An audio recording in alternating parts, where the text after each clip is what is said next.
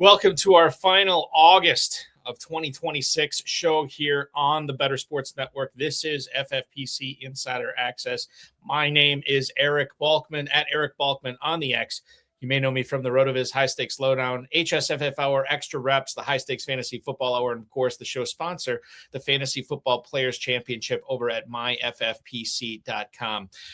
Banner show for you tonight. Big announcement coming up. Not a big announcement, but a semi-important announcement coming up at the end of the show tonight as well. Could not do tonight's broadcast, or tonight's stream, I should say, without the man, the myth, the legend, Scribe from Fantasy Alarm, media mogul for Fantasy and Frames, and contributor to Big Guy Fantasy Sports, at Colby R. Conway on the X. It is Colby Conway. Welcome back to the show, man. Eric, thanks for having me. I appreciate it. Excited to have you on tonight. Excited to talk football with you.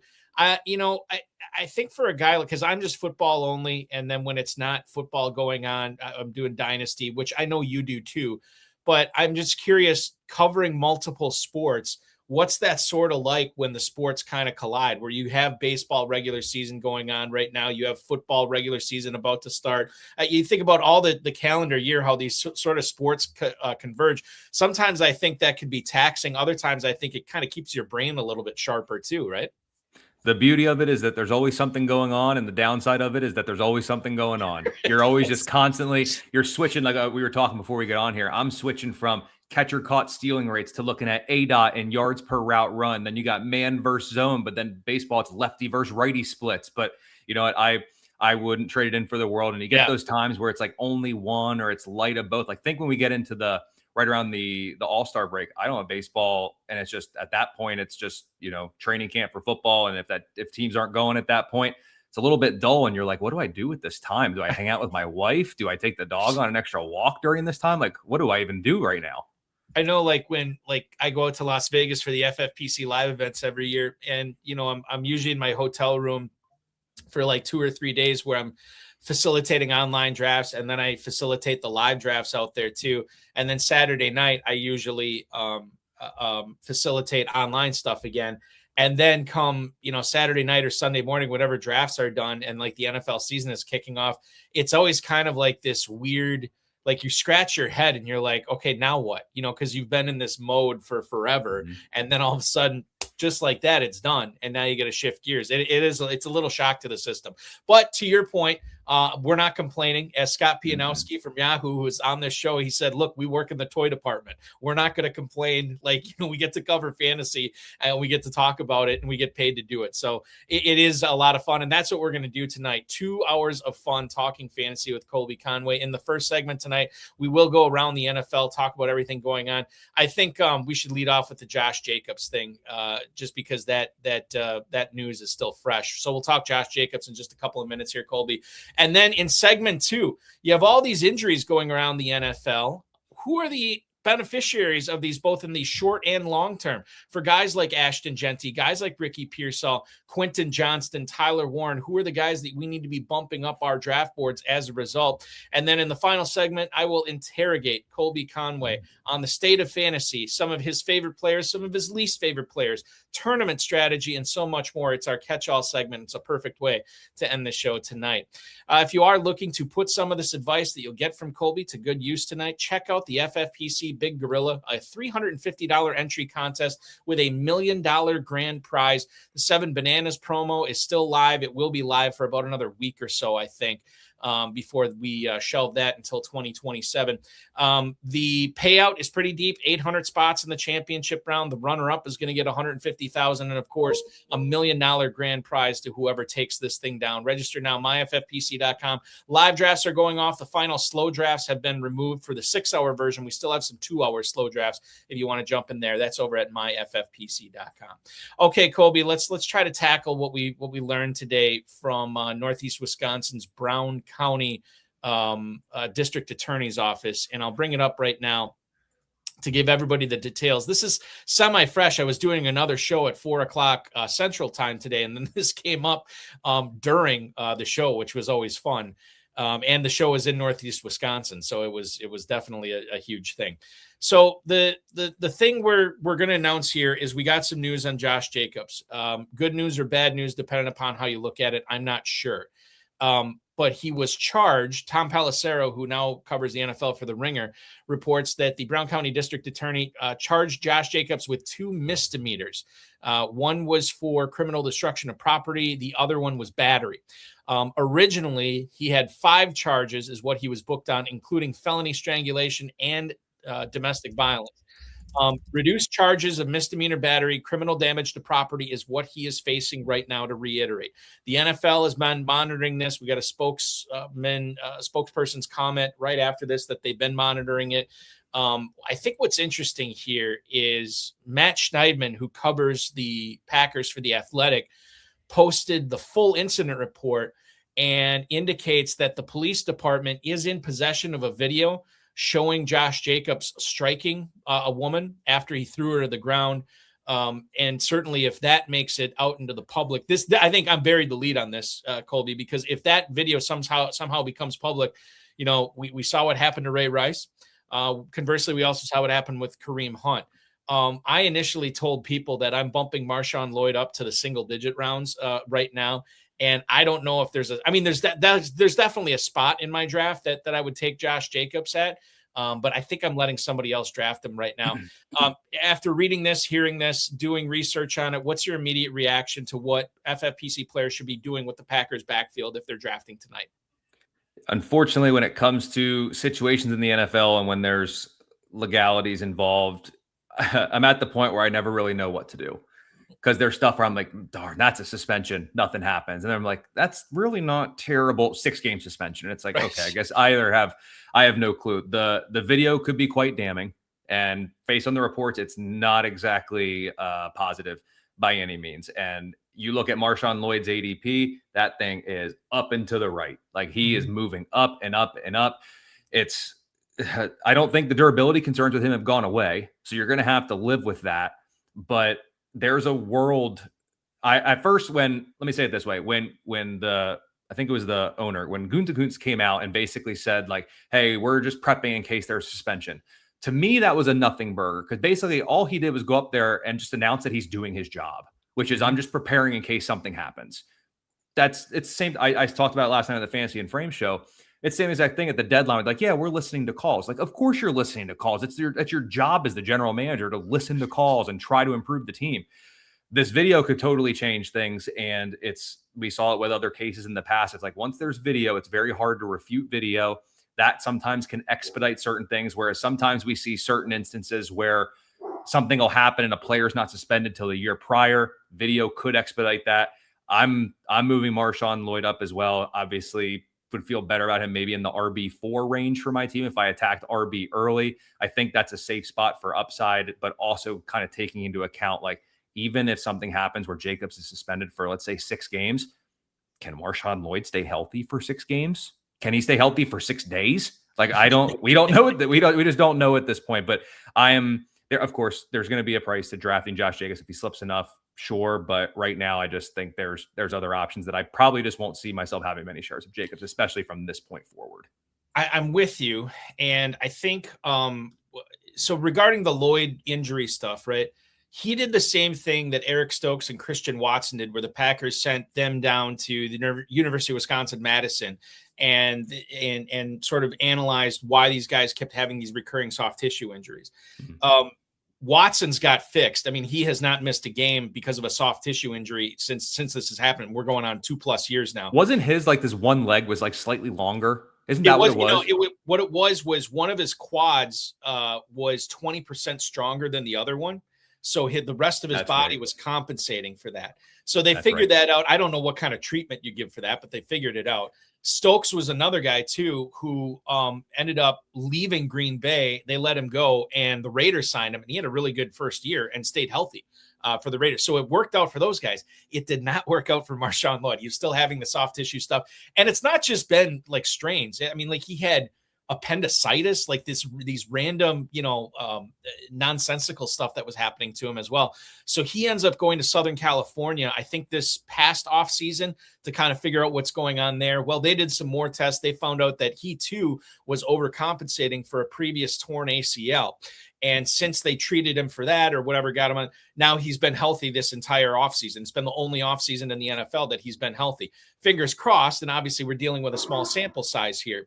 But to your point, if you are nervous about taking Jacobs where he's going, if you are not a believer in Marshawn Lloyd's health, let me introduce you to somebody called Chris Brooks, who the Packers have trusted in the past in 2-minute situations. He's a pass catcher they got from the Dolphins. They didn't get him from the Dolphins. The Dolphins got rid of him, and then the Packers ended up signing him. And we saw several times in important game-winning drives last year, it wasn't Jacobs on the field in the 2-minute drill. It was Chris Brooks. So if you don't believe in those two guys, I think you should look at Chris Brooks, and obviously Pierre Strong has had a pretty good season for Green Bay as well. Maybe Green Bay was prepped for the suspension, if there is one, all along with some of these guys, and Green Bay's a believer in what they have there. I don't know if they're going to go out in a trade and get somebody any better than what they have. I certainly don't think there's anybody out on the waiver wire that is going to be worth their salt to come in and be better than what they have right now. I think the best advice we can give here is let somebody else draft Jacobs. If you lose out on him and he stays, consequence free for the rest of the season, that's fantasy. The other thing I'll bring up too, in the NFL usually likes to wait for the legal process to carry out. His next hearing is not until November 17th. So we probably will not, unless this video comes out, we will not hear anything more about this until November 17th. But that's the latest we have on Josh Jacobs, Marshawn Lloyd. What do you remember, Colby, when Lloyd was coming out of college? Do you remember being a Lloyd guy? Were you excited about him? I don't even know how you felt about him as a prospect at the next level. I'll say this. My viewpoint on him has been tainted from drafting him in many rookie drafts and then really not getting to enjoy any of that fruit yet. So hopefully this might be the year we get a little bit from him. But I mean, the talent is there, the skill is there, and really, if there's no Jacobs, the opportunity is there. Green Bay has shown they're willing to kind of ride one guy if they can. And sure, maybe Chris Brooks. Let's say in a world without Jacobs for a little bit, Lloyd's going to be leaned on heavy early on. Maybe Brooks plays third downs, but Lloyd can do it. Just a matter of have we seen it. And again, it just comes down to durability. There's never, to my knowledge, again, we don't really get to see much of Lloyd all that often. There's never been a knock or a question about the talent. The talent's been there. It's just, the best ability is availability. And up until this point, he hasn't had it yet. I think the other thing that's exciting here too is what happens if Lloyd stays healthy and performs well if Jacobs does get suspended. Then you could be looking at a really bad situation if you drafted Jacobs, already had Jacobs on your team, because they're not going to take Lloyd off the field as long as he's performing well. So that's another thing to consider. I know we're saying a lot of stuff here, and none of it is for certain. We deal in range of outcomes in this, and we're trying to help you out the best we can. The truth of the matter is Colby and I are kind of trying to muddle through this right now and figure out what's the right thing to do. The chat room, we got Brent Studebaker in there hanging out right now. He says, Balky, curious of y'all's thoughts on Puka's. Could he be suspended? Also, it hasn't affected his draft slot. Thanks, Brent. I appreciate that. I'll go to the Big Gorilla ADP that we have on Fantasy Mojo. If you are playing in the FFPC, strongly encourage you to get a subscription to fantasymojo.com. The guy who owns that, Darren Armani, is also the godfather of the Pros versus Joes. Anytime we cite ADP on this show, it's from his website, and there's a lot of great tools on there as well. Hasn't affected his draft slot for the most part. You are right, Brent. Wide receiver 2 at the 104, 105, somewhere around there. We've seen St. Brown and Smith and Jigba occasionally go ahead of him, but not all that much. Bauer has gone ahead of him sometimes, but not all that much. Colby, I haven't seen or read anything that would cause me to think that Nacua is getting suspended, if at all, if for anything more than one game. And a one-game suspension for the guy who is seemingly on one of these, mind melds with Matthew Stafford and the way that those guys have connected, I think that the juice is still worth the squeeze at the 104. And that's, by the way, assuming a suspension. He may not get suspended. And I think the fact that, the NFL has already announced a lot of these other suspensions, and we haven't heard anything with Nacua, that's probably good for his fantasy prospects. Your thoughts on a potential suspension for Puka Nacua and how you would change the way that you would draft him right now? I think the sensitivity to Nacua is probably heightened because the Rams did make a trade for Tutu Atwell to bring him back into the building. Obviously, he just knows the offense and is there. So now everyone's like, are they telling us he's not going to be ready for week 1? What I believe is if Puka Nacua doesn't play week 1, it's because of his psoas issue where he's been missing practice, working off to the side versus a suspension. I don't believe the suspension is going to be, if it is, sure, maybe one game he doesn't go to Australia and play, but I don't think that's going to be a play. He's been missing practice with the psoas issue, but I do believe he's working off to the side with a trainer. We still have our athletic trainer. We have 2 weeks left to the season, or I guess technically maybe a day under 2 weeks till they take the field, or right around 2 weeks. So he's got about 2 weeks. The dude's tough as nails. Like, he might come off every now and again with a little bit of an issue, but he always ends up back in there. Dude's tough. So if he's not out there week 1, it's because of the psoas issue, not because of a suspension. That is hopefully going to help you out, Brent, on that one. I'm with Colby on most of what he said right there. I think it makes perfect sense, and it's definitely not dissuading me from drafting him at this point. Okay, let's go to Indianapolis and talk about Alec Pierce, a player that people were definitely super excited about drafting earlier in the drafting season, Colby. But since he's been dealing with this surgery, definitely people have slacked off in drafting him. I bought the dip on him in one draft recently. I think I took him. I want to say I took him in like the 9th round, something like that, where you have to start 3 wide receivers. He was my 5th receiver there, so I felt all right about it. But the news we got on him from earlier today is that he is no longer on the PUP list. Alec Pierce off the PUP list officially. From Indianapolis. He has been on that list throughout training camp. Shane Steichen said, I believe on Tuesday this week, that he thinks Pierce is going to be returning to practice in the next couple of days. To my knowledge, Colby, he has not returned to practice yet, but he's off the PUP list. He got individual work done earlier today. This should mean that he's in no danger of missing the first 4 games of the season, but he is still in harm's way when it comes to the season opener. Really tough, and we'll get into more like Tyler Warren stuff here going forward, but I think this is kind of a tough one to suss out, knowing that so many people were on board with a Josh Downs breakout. So many people were driving up Tyler Warren's price in FFPC drafts, and then the Colts went out and signed Keenan Allen as well in this offense too. So knowing all that, what should we be doing about Alec Pierce? I mean, certainly he should be drafted higher because he's off the PUP list right now, but how much higher is the tough question to answer. Well, thanks for that brutal rehashing of my offseason of not drafting Alec Pierce anywhere and pushing up Josh Downs and Tyler Warren just to watch the Colts sign Keenan Allen. So appreciate that. I don't have any shares of Alec Pierce. I don't really envision drafting all that much of him, to be honest. And it's not necessarily a knock on him. I just am not in the camp that paying him more money is going to change his role. Could there be more growth in terms of what he runs and that target share? Perhaps, maybe. But they got Tyler Warren to eat up the Michael Pittman routes, the hard-nosed catches over the middle of the field. They got Josh Downs, who's the one that I'm more excited about. Keenan Allen's in the mix now, so that's awesome. It's just when I'm looking at like over the last week and a half, I'm looking at NFFC ADP data with like where Alec Pierce is now. He's going to move up. I'm drafting Wan'Dale Robinson ahead of him. I'm still going to take Josh Downs. I'd rather have Quentin Johnston. I would push him up above Michael Wilson. I would do that, and maybe closer to DK Metcalf. So he's going to sneak into that wide receiver 3, probably that mid wide receiver 3 is where I think Pierce is going to come in. I like Daniel Jones this year because he's dirt cheap. I like a lot of individual pieces of that Indy offense. Alec Pierce just isn't one that does it for me. I would, albeit a similar style player, I would rather pay the premium for a Christian Watson than wait a round or 2 with Alec Pierce. Yeah, I think I would too. And that makes sense. And it's interesting to see where he is moving right now. By the way, I just looked this up on for the FFPC main event ADP over the last day. We got about a dozen drafts of a sample size for that one. You're looking at Alec Pierce moving up to I just had it up here and now I lost it.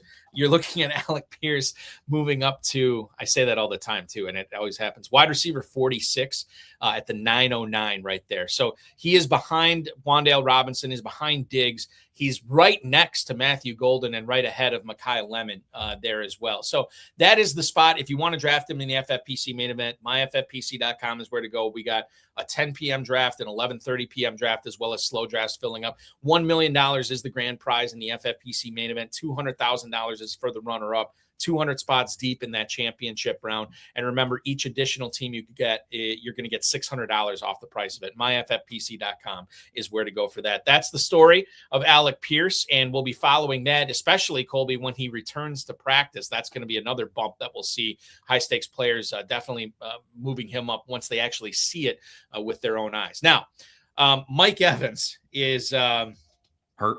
Yeah, I mean, so... And I said this a couple of weeks ago. I was quoting somebody, and I can't remember who said it, but Colby, they're like, whatever Mike Evans does this year, it's going to be so obvious in retrospect. Either he's going to catch 12 touchdowns and go for 1,000 yards, or he's going to miss 10 games because of soft tissue injuries, right? And neither result would surprise us. Now, what makes Mike Evans a little bit more interesting is I don't know, is this his lowest ADP of his career? It might be.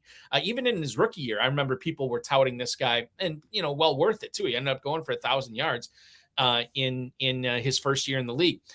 Jeremy Fowler, who covers the NFL for ESPN, said that Evans is planning on playing in week 1 despite dealing with this groin injury, which is the newest injury that he's had. That's the other thing too. It's not been one thing. It's not been a groin. It's been a couple of things that have been he's been dealing with. Now, this is also preseason. He's also 33 years old. You don't know how much the Niners are just being overly cautious with this as well.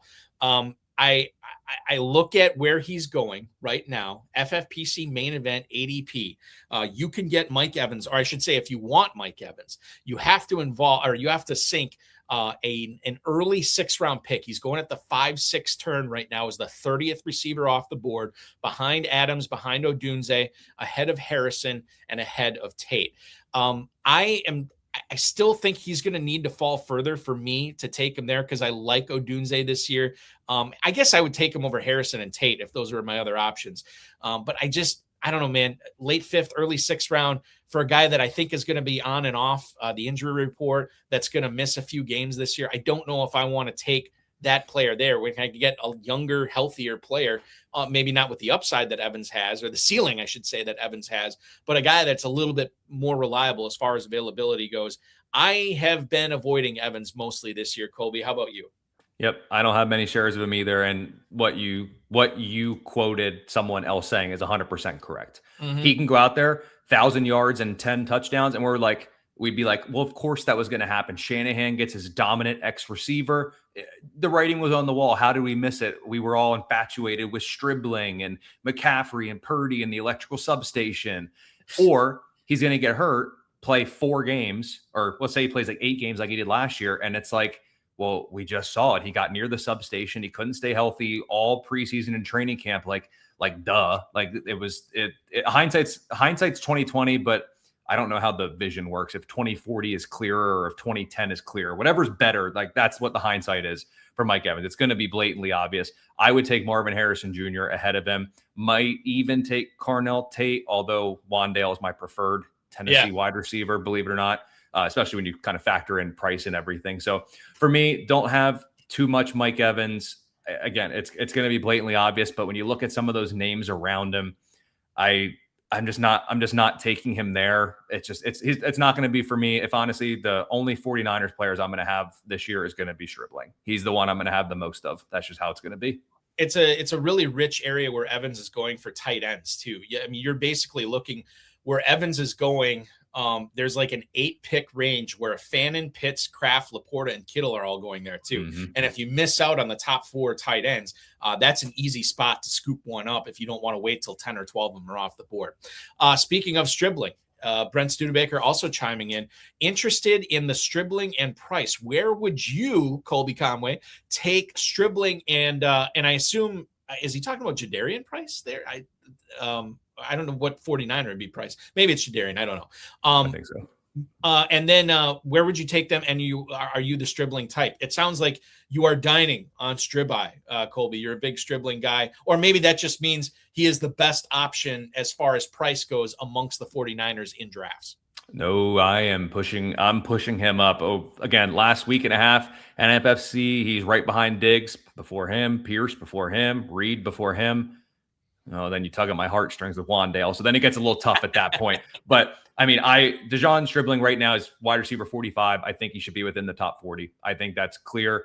Again, you got to be careful gleaning too much from preseason in terms of, oh, he had 6 catches or whatever in that game, but more so it's the usage. He's out there. And look, we just talked about Evans being banged up. What if it's week 1, albeit against the Rams in that revamped defense and excellent cornerback room that they paid for and bought this offseason, just basically took the Chiefs corners and paid them and got them in-house. If there's no Mike Evans, you have Debo, you have McCaffrey, Kittle's coming off a torn Achilles. At this point, even with McCaffrey and as good as he is, there is not one player on San Francisco who has more juice than Stribling right now. He is the most electric, athletic, dynamic. That is him. They love to get creative with guys like that. So I'm pushing up Dejon Stribling. And then Jadarian Price is awesome. If you draft on sleeper, like he's down a little bit, and sometimes you can sneak him in there depending. But for me, you look at Seattle, Zach Charbonnet is going to come off a torn ACL. When he comes back, he'll have his role. But if Seattle's going to be good, if people believe they're going to be good again, if that defense is going to be good, they're not going to have Zach Charbonnet run out the clock coming off of a torn ACL. Mm-hmm. It will be Price that's getting those late carries because they're going to ease Charbonnet back in. There's going to be more volume early on and a little bit past the first couple of weeks. And I think a lot of people are believing Charbonnet coming back is not the immediate 2025 Zach Charbonnet. There is going to be a build-up period because if Seattle believes and thinks that they are also going to be good, they want Charbonnet full tilt come December, January. They're not going to use them up and blow it all out in September, October. So there's a lot of meat on the bone for Jadarian Price. So I really like pushing him up, and I've had some drafts where I've made him my RB2. I've got like a Gentee or Ken Walker early, came back a few rounds later and feel comfortable and confident with Price as my second RB. The other thing with Price is, or I guess it's with Charbonnet, we have seen these ACL repairs and ACL players coming back from the injury that are able to play their first year back, but it's like 70% or 80% of they just don't have that full explosion back yet. And to your point, I mean, who are the Seahawks going to trust when they need somebody to make a play, be it running out a clock or getting a first down or scoring a touchdown? You want to get the guy in there, the young guy that is not coming off the injury, and that's Price. So even when Charbonnet comes back, it may not eat into Price's value as much as we think. Some of us might think that it does as well. I'm constantly reevaluating the way I feel about Jadarian Price. Running back 23 in the FFPC main event over the last day, 506. He's right in that Montgomery Judkins Tootin tier, and we'll get into some of those guys in a little bit. Speaking of Carnell Tate, Brett also wants to know, Colby, are we buying the dip on Carnell Tate in FFPC right now? He's fallen to round 7, which is true. I mean, he's at 702 in the Big Gorilla over the last 2 days. Wide receiver 32. What's interesting with Tate, and maybe this isn't interesting, but I'm just getting bad vibes coming out of Tennessee. Not for Wandale Robinson, and I'll talk about that in a second. But I just read these reports from the beat writers and the people that are seeing the Titans in action, and that Ward has not improved from last year, which sucks because he really had a great end to the 2025 season. You're looking for him to take that next step forward in his sophomore year, and we really haven't seen that thus far. Carnell Tate's run 23 routes so far in preseason. He's caught nary a pass. I don't even know if he's gotten a target from Cam Ward. And this offense, as much as we want to be bullish on it, and the offensive line needs work, honestly, but with the number 1 overall pick in Ward, an athletic tight end in Gunnar Helm, they have Calvin Ridley, they have the Tate, and then Wandale Robinson. It's tough for me to feel great about this offense. And Colby, I'm starting to think that the only guy that I want to be in business with in Tennessee is the guy who is the PPR scam, the guy who is able to get open right away, and Cam Ward can get the ball out of his hands, and he knows he can trust that guy on first down, second down, third down, fourth down, or whatever. And Wandale Robinson, we talked about his ADP earlier. I think he's a little bit underpriced. I am not buying the dip, to answer your question, Brent, on Carnell Tate. I'm looking elsewhere there. Chris Godwin's one spot behind him. I'd much rather have Chris Godwin than Carnell Tate. But Colby, I'm out of the Carnell Tate business. I want to join you in the Wan'Dale Robinson hype train. I think that's where fantasy owners need to shift their sights in Tennessee this year. Yep, it's Wan'Dale for me. Tate's a great talent. It's fine. It just Brian Daboll has a good scheme that I think is going to play well for Wan'Dale. Not as much Carnell Tate. The other thing I'll caution with Tate too, if you look at the start of the season prior to the team's bye in Week 9 for the Titans, he's going to be matched up with Denzel Ward. These are I'm skipping around weeks here, but there's Denzel Ward, Sauce Gardner, Derek Stingley, whatever Baltimore runs at corner. You got Quinyon Mitchell in Week 2. Like, you're playing 4 teams with premier perimeter corners with Carnell Tate, not to mention Cam Ward trying to navigate the Houston defense, the Cleveland defense, Baltimore, Philly. It's going to be a tough start. But when you look at some of those teams like Houston, the corner you want to go at is Jalen Petrie. Where's he? The slot. Who's going to be in the slot? Wan'Dale. Like, I think you're going to be better off with Wan'Dale than Carnell Tate this year. I'm definitely shifting all my focus in Tennessee to that for sure. We go from a rookie receiver in Carnell Tate to a second-year wide receiver in Luther Burden. Sean Hammond reporting yesterday, Colby, that Luther Burden back at practice, obviously was out with a groin issue. It was a short practice. It was a light practice, but the Chicago Tribune's Hammond said that he was out there. This, and I've listened to a lot of people talk about this. It sounds like this Burden thing was an overabundance of caution, that Ben Johnson knows how integral Burden is to setting the record for the highest scoring offense of all time, something that Johnson wants to do this year. It sounds like he's going to be ready for Week 1. I will say that when this groin thing was announced, I mean, it was probably a couple of weeks ago or whatever, and I just never really saw a dip from Burden. I never really saw people back off drafting him where they were. I mean, maybe a little bit, but less than a third of a round. It was like nothing. It was just, normal fluctuation. Luther Burden, wide receiver 23 at the 4-5 turn right now, just behind McMillan and Moore. He is just ahead of Jamison Williams and Terry McLaurin.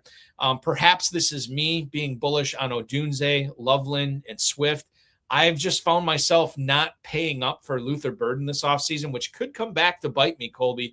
What would you say to people considering Burden right now in the FFPC Big Gorilla at that 4-5 turn? I'm all in. I'm bought in. Ben Johnson said he's buying the Luther Burden stock a while back.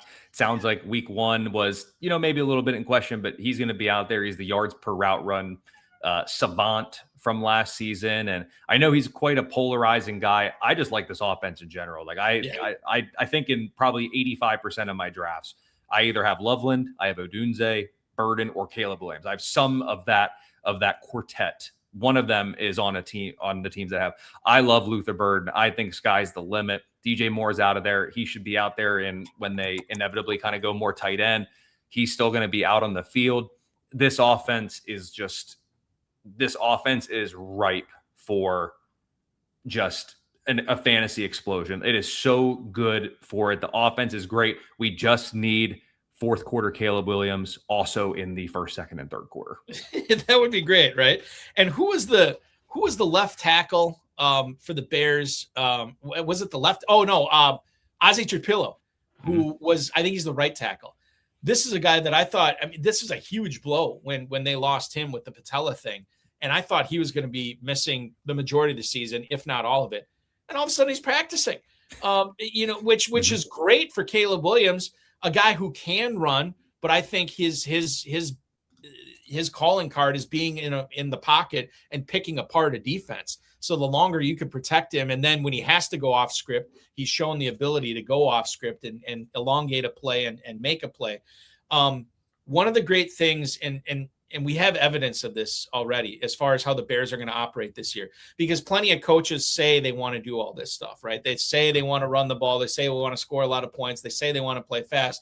And then once we actually see the games, none of that happens, right? But Ben Johnson was hired by Dan Campbell in Detroit, a place that just loves to score points and put up points.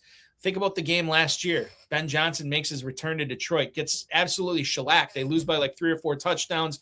The Lions put up like 50 points, and a reporter asked Ben Johnson after the game, you feel like your old boss was running up the score on you. And he said, absolutely not. They don't take their foot off the gas here. That's how they play. And you know what? That's how Ben Johnson wants to play in Chicago. And I take that to me. And Detroit, by the way, 4th place schedule this year, which is perfect. Sometimes teams with this 4th place schedule, they'll play hard and they'll get up and then they'll just coast the rest of the way. That's not the way the Lions do business, right? So I'm just trying to get as many Lions and Bears as possible on my teams this year for the reasons that I just stated with how Johnson and Campbell operate, or at least want to operate. I think that they're true to their word, and I think that they will do it this year. And the other great thing too, I don't think the Bears defense and the Lions defense, I don't think they're all that great. So we could see a lot of shootouts with those teams this year. I definitely need to be more in on Burden. I've been buying up a lot of other Bears so far, but I need to be more in on Burden. Who have you, besides Burden, has it just been everybody for you in Chicago that you're getting into?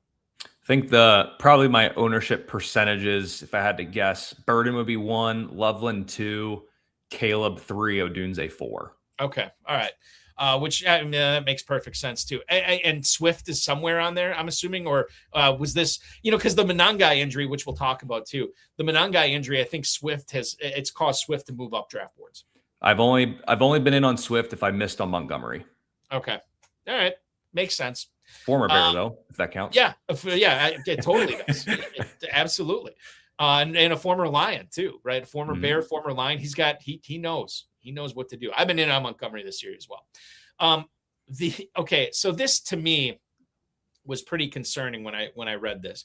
We knew that Laramie Tunsil was missing this season because, I shouldn't say missing the season, but he's probably going to be missing the majority of the season with the pectoral, yeah. And maybe he comes back, maybe he doesn't. I don't know. Nikki Javala, who covers the Commanders for The Athletic, wrote that the offensive line, the term used was inoperable in a joint practice yesterday against Baltimore. And this was not just Nikki Javala. This was a bunch of beat writers echoing the same point, that they couldn't believe how much better the Ravens defensive line and defensive front seven was, how much better they were than the Commanders offensive line. They lost Tunsil, as I said. They signed DJ Humphries, granted a former Pro Bowler, but he was on the market in late August. I think we know where his career's at this point. 18th is where they ranked in pass blocking last year. 21st is where they ranked in run blocking win rate. That was with a healthy Tunsil. That was with a seemingly a better offensive line. I think we have to look at this, Colby, and start saying, you know what? Maybe the Commanders are an offense we might want to fade. They have 2 aging receivers on the outside. They have a rookie guy in Antonio Williams, which we really don't know how good he is. The tight end is a guy that Tennessee decided they want to be out of business on, and Ben Sinnott, obviously there along with Chiga Okonkwo. And then the running backs are kind of undecided as well. I mean, we'll talk about Krosky Merritt here in a little bit, but there's no running back that gets you very excited there. So and obviously Jaden Daniels is a player that has been falling in drafts too. I just wonder, maybe I should just be out on the Commanders offense with so many other good ones I want to be drafting. The Commanders are definitely a team not getting me very excited. And this report about poor offensive line play certainly confirming that right now, Colby.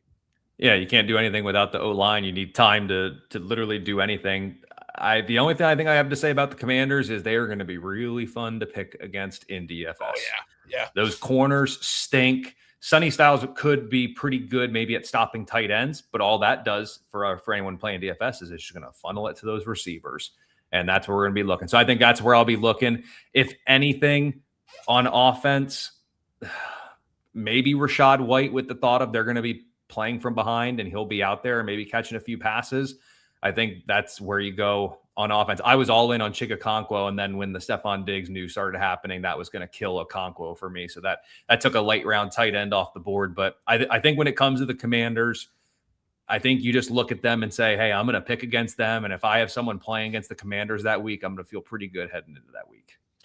The New Orleans Saints is, speaking of offenses I want to be in business with, the New Orleans Saints feature a number one wide receiver named Chris Olave, who gave everybody a scare a couple of days ago when he left practice early. It was a hard landing on a deep ball that was thrown to him.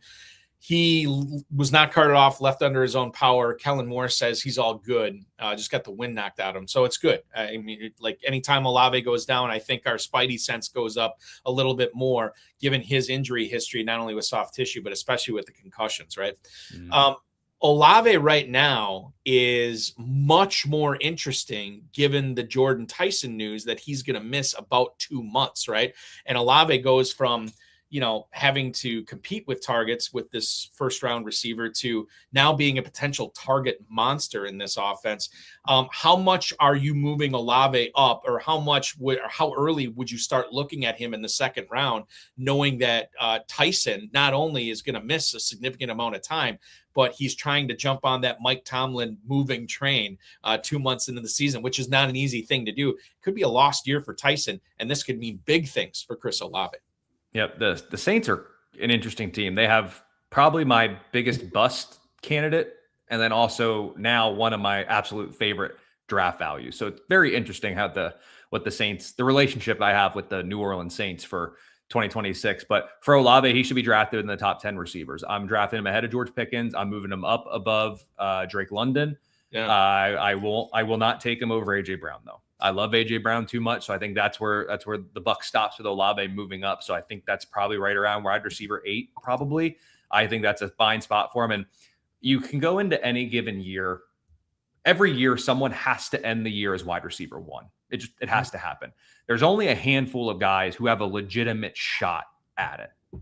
Chris Olave is one of those guys in that handful that has a legitimate shot at wide receiver 1 overall status this season. It's the stars are aligning. They should be playing from behind. I'm not a huge believer in that defense. With Tyler Shuck and Kellen Moore, they want to air it out. They were, I think, 3rd or 4th in 11th personnel last year. They're going to have multiple receivers out on that field. Chris Olave is in such a good spot. I was faced with a decision in the draft in the second round where I knew I was going with a receiver, Colby, and it was down to Olave or London. And I hemmed and hawed over it. And finally, I'm just like, you know what? I trust the Saints offense and Kellen Moore a lot more than I trust this Falcons offense with God knows what they're going to do at quarterback and Kevin Stefanski. We know Moore likes to play fast. He likes to get a lot of plays.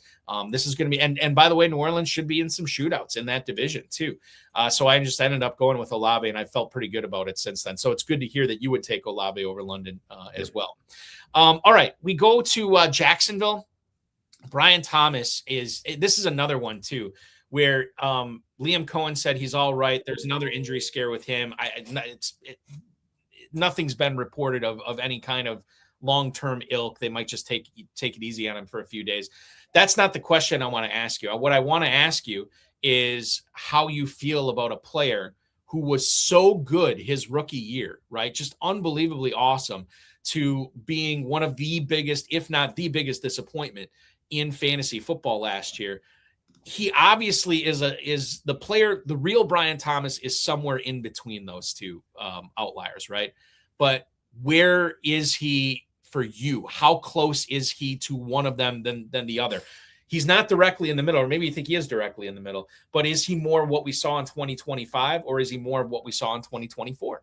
Yeah, the easy answer is somewhere in between, but I would probably lean a little closer to 2025 and 2024. If I remember correctly, a lot of the fantasy stardom from that rookie year was not with Trevor Lawrence under center. I believe some of his biggest games were with, I think it was Mac Jones. Correct. Yes, 100% correct. Was there. So that's something to kind of keep note of. And also, I'm pretty sure the fantasy football police might come get me here if I'm wrong, but I thought Parker Washington is the only wide receiver in that room. When you look on X, it's literally only Parker Washington. That's the only name that anyone's talking about with the Jaguars, and rightfully so. He's the only one that I'm really drafting as well. But if you're going to start looking at this trio of receivers, and I'm not even going to include Travis Hunter, because I think I saw a report the other day that he didn't take a single snap on offense.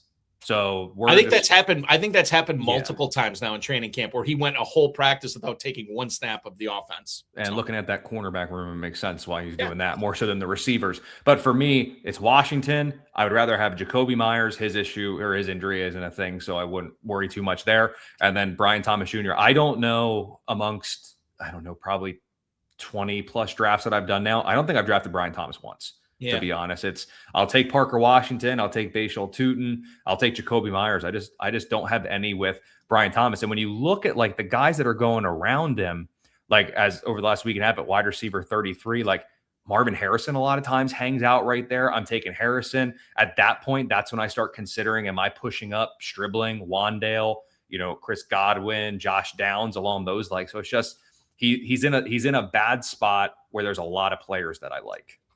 Brian Thomas currently in the FFPC Best Ball Tournament, going off the board as wide receiver 33 at the 708. That is behind Harrison. It's behind Tate. It is ahead of DK Metcalf, ahead of Godwin. And if you want to take advantage of that ADP, or maybe you like one of the other ADPs there, those other receivers, especially the ones that Colby was just talking about, check out the FFPC Best Ball Tournament at myffpc.com. The biggest thing with that tournament this year, it was a $300K grand prize last year. This year, it's a $400,000 grand prize. We added more to the payouts all the way down in the pay. It's a deep payout structure as well. $125 to get in. Set it and forget it, baby. You never have to worry about lineups or anything like that the rest of the season. MyFFPC.com is where to go for the FFPC Best Ball Tournament now with an even bigger grand prize. Colby, we move on from by the way, just to wrap up the Jacksonville thing, I drafted Thomas once in all the drafts I've done this year. And for a while, I was just trying to I just wanted pieces of that passing game. So I was taking Strange, Washington. I was taking Myers. I was taking, the one share of Thomas, obviously. I don't think I think I got auto Travis Hunter in one league. So I think I do have him on one. But the concentration has definitely pared down for me. Now I'm in on Washington, and I'm definitely not in on Myers anymore. Never really was in on Hunter, and Brian Thomas is becoming a really tough click. So it's Washington for me. And for whatever reason, he hasn't risen up as much as people are excited about talking about him and drafting him. His price hasn't gone up all that much, which is kind of weird. And it's great because he can take advantage of that depressed price. And one thing too, I'm gonna throw this out quick because we talked about the matchups earlier, but Brian Thomas predominantly plays on the perimeter. That's where you see him a lot, especially with Washington. He'll be in the slot. So you got Brian Thomas on the outside. Prior to the team's bye in week 7, Jacksonville, perimeter corners that Thomas is going to play in order from up until the bye. He'll get Denzel Ward. He'll get Pat Surtain. He'll get Christian Gonzalez, whoever Cincinnati's going to have out there, Quinyon Mitchell, Derek Stingley, then the bye week. It's going to be a rough set. That's a brutal schedule for Jacksonville to open up with prior to the bye. Yeah. So Thomas is not probably a player that, we always talk about getting off to a fast start in the FFPC. He's probably not going to help you get off to a fast start in the FFPC not at all this year. Now, a guy that could is Devontae Adams. Now, this is another player I have not been drafting, and I think it's probably because I am admittedly an ageist when it comes to fantasy football. And once these guys hit a certain level, Colby, it's just really tough for me to want to soak a premium pick into them. The latest we heard from Nate Atkins, who covers the Rams for The Athletic, said that Adams was not only uncoverable in joint practices with the Cowboys, but also joint practices with the Saints. We saw him last year be essentially the rare goal line back at the wide receiver position as Stafford found him. They were on it. It reminded me when Adams was with Rodgers in Green Bay, where they just had this synergy between them and they knew exactly where the ball needed to be. Stafford knew where Adams was going to be, and it worked out to a massive touchdown season for Adams. And as much as we like to say that's not a sticky stat, I wonder if it actually is with two veterans like this. Atkins says that Adams was he was fresh. He looked explosive, both against Dallas and New Orleans. And while Los Angeles may have to monitor his workload and his snaps this year in order to keep him healthy all season, I think that's a trade-off fantasy owners would be willing to take, given Adams' depressed ADP right now. He has fallen. I mentioned him earlier. FFPC Big Gorilla ADP, wide receiver 27 at the 509. The problem with him there and me being an ageist, I'm taking Parker Washington, I'm taking Odunze, I'm taking Christian Watson, and I'm letting somebody else take Davante Adams. But Colby, do I need to rethink that and get some shares of this 33-year-old, probably a Hall of Famer?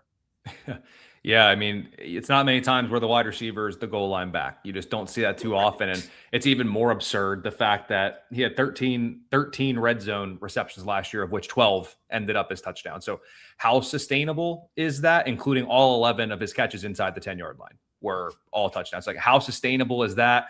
Maybe a little bit of regression there, but there's nothing that tells me that this Rams offense can't be as good. I guess the one argument you could make is their corners were so bad last year that they were vulnerable through the air. What if this is an elite Rams defense that isn't letting up points, that's just dominating the opponents, and they can just rely on Corum and Kyron to run games out?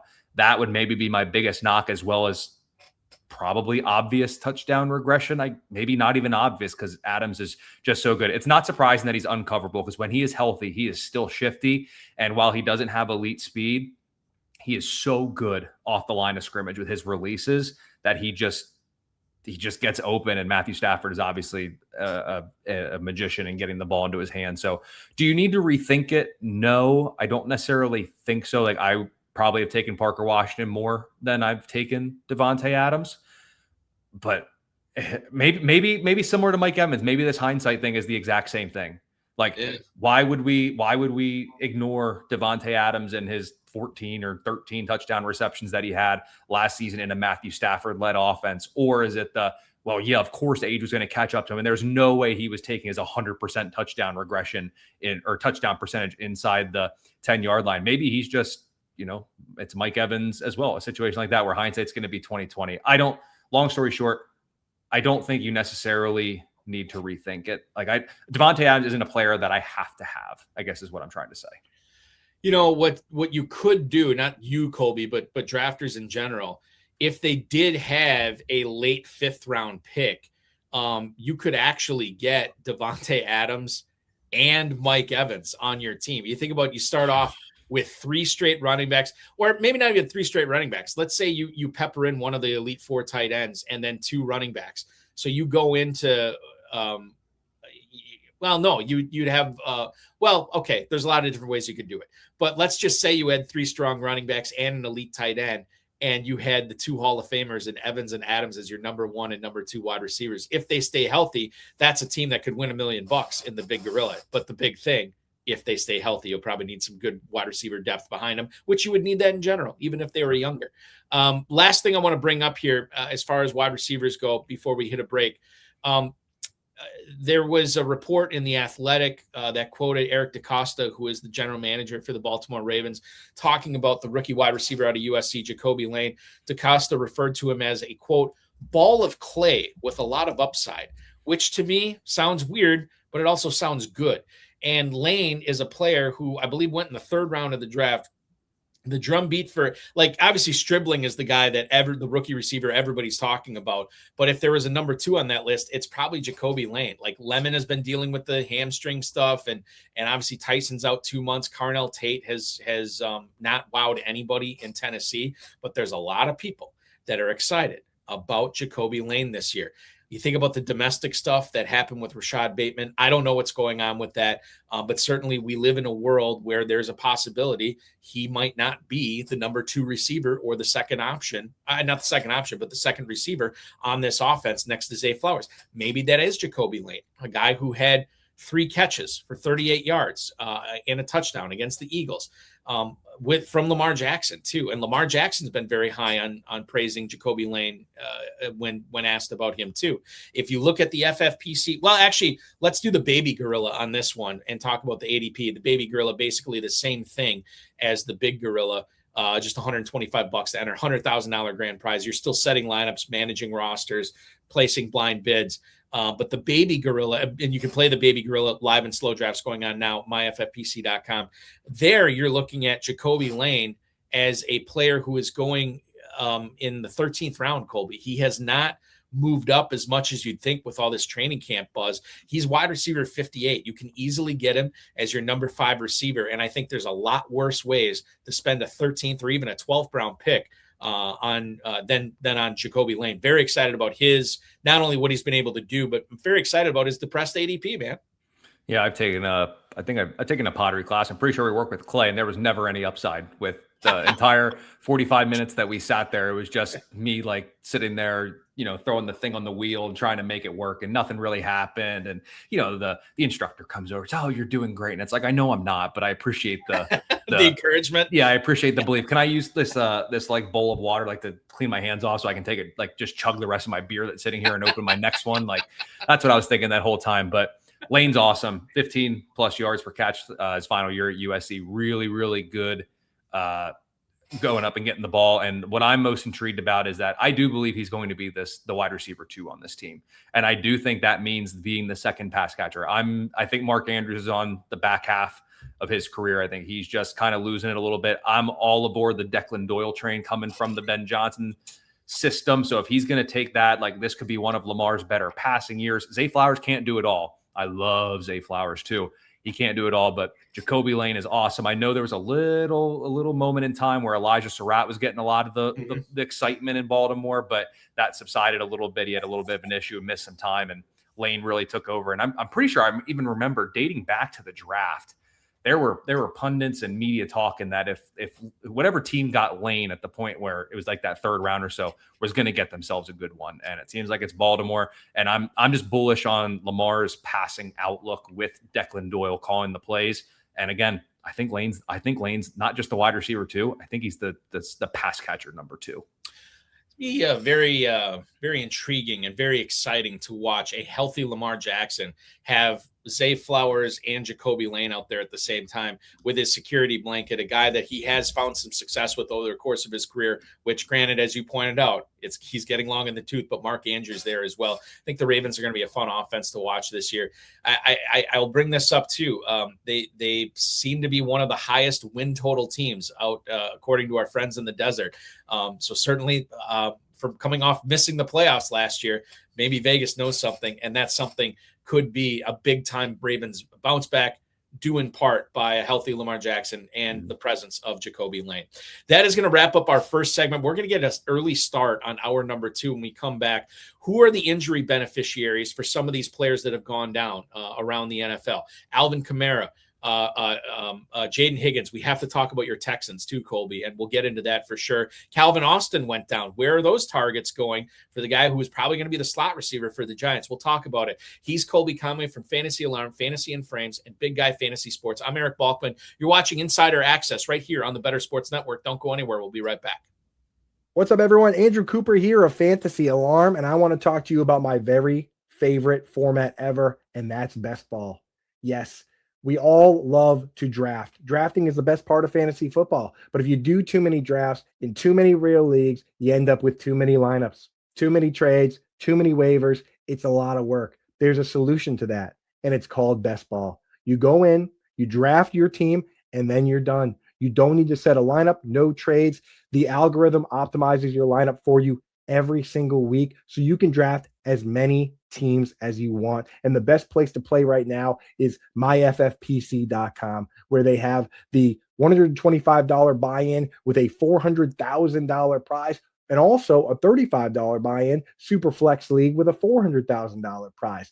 Get in over at myffpc.com. Use promo code ALARM. Or when you deposit for the first time, they'll give you $25 when you deposit $35 or more. And you can start drafting teams now and draft all summer long without having to worry about lineups or trades or any of that.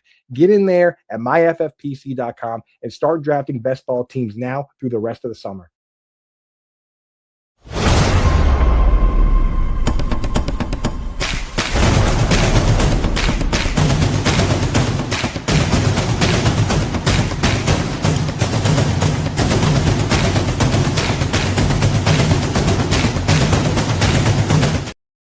Andrew Cooper from Fantasy Alarm telling you all about the best ball tournaments available at the FFPC, including the Superflex Best Ball Tournament, which I believe is at like 88% or 89% full at this point, and it's only August 27th. So if you want to get in on that one, I would encourage you to get in now. $35 is what it's going to cost you to get in. $100,000 is the grand prize there.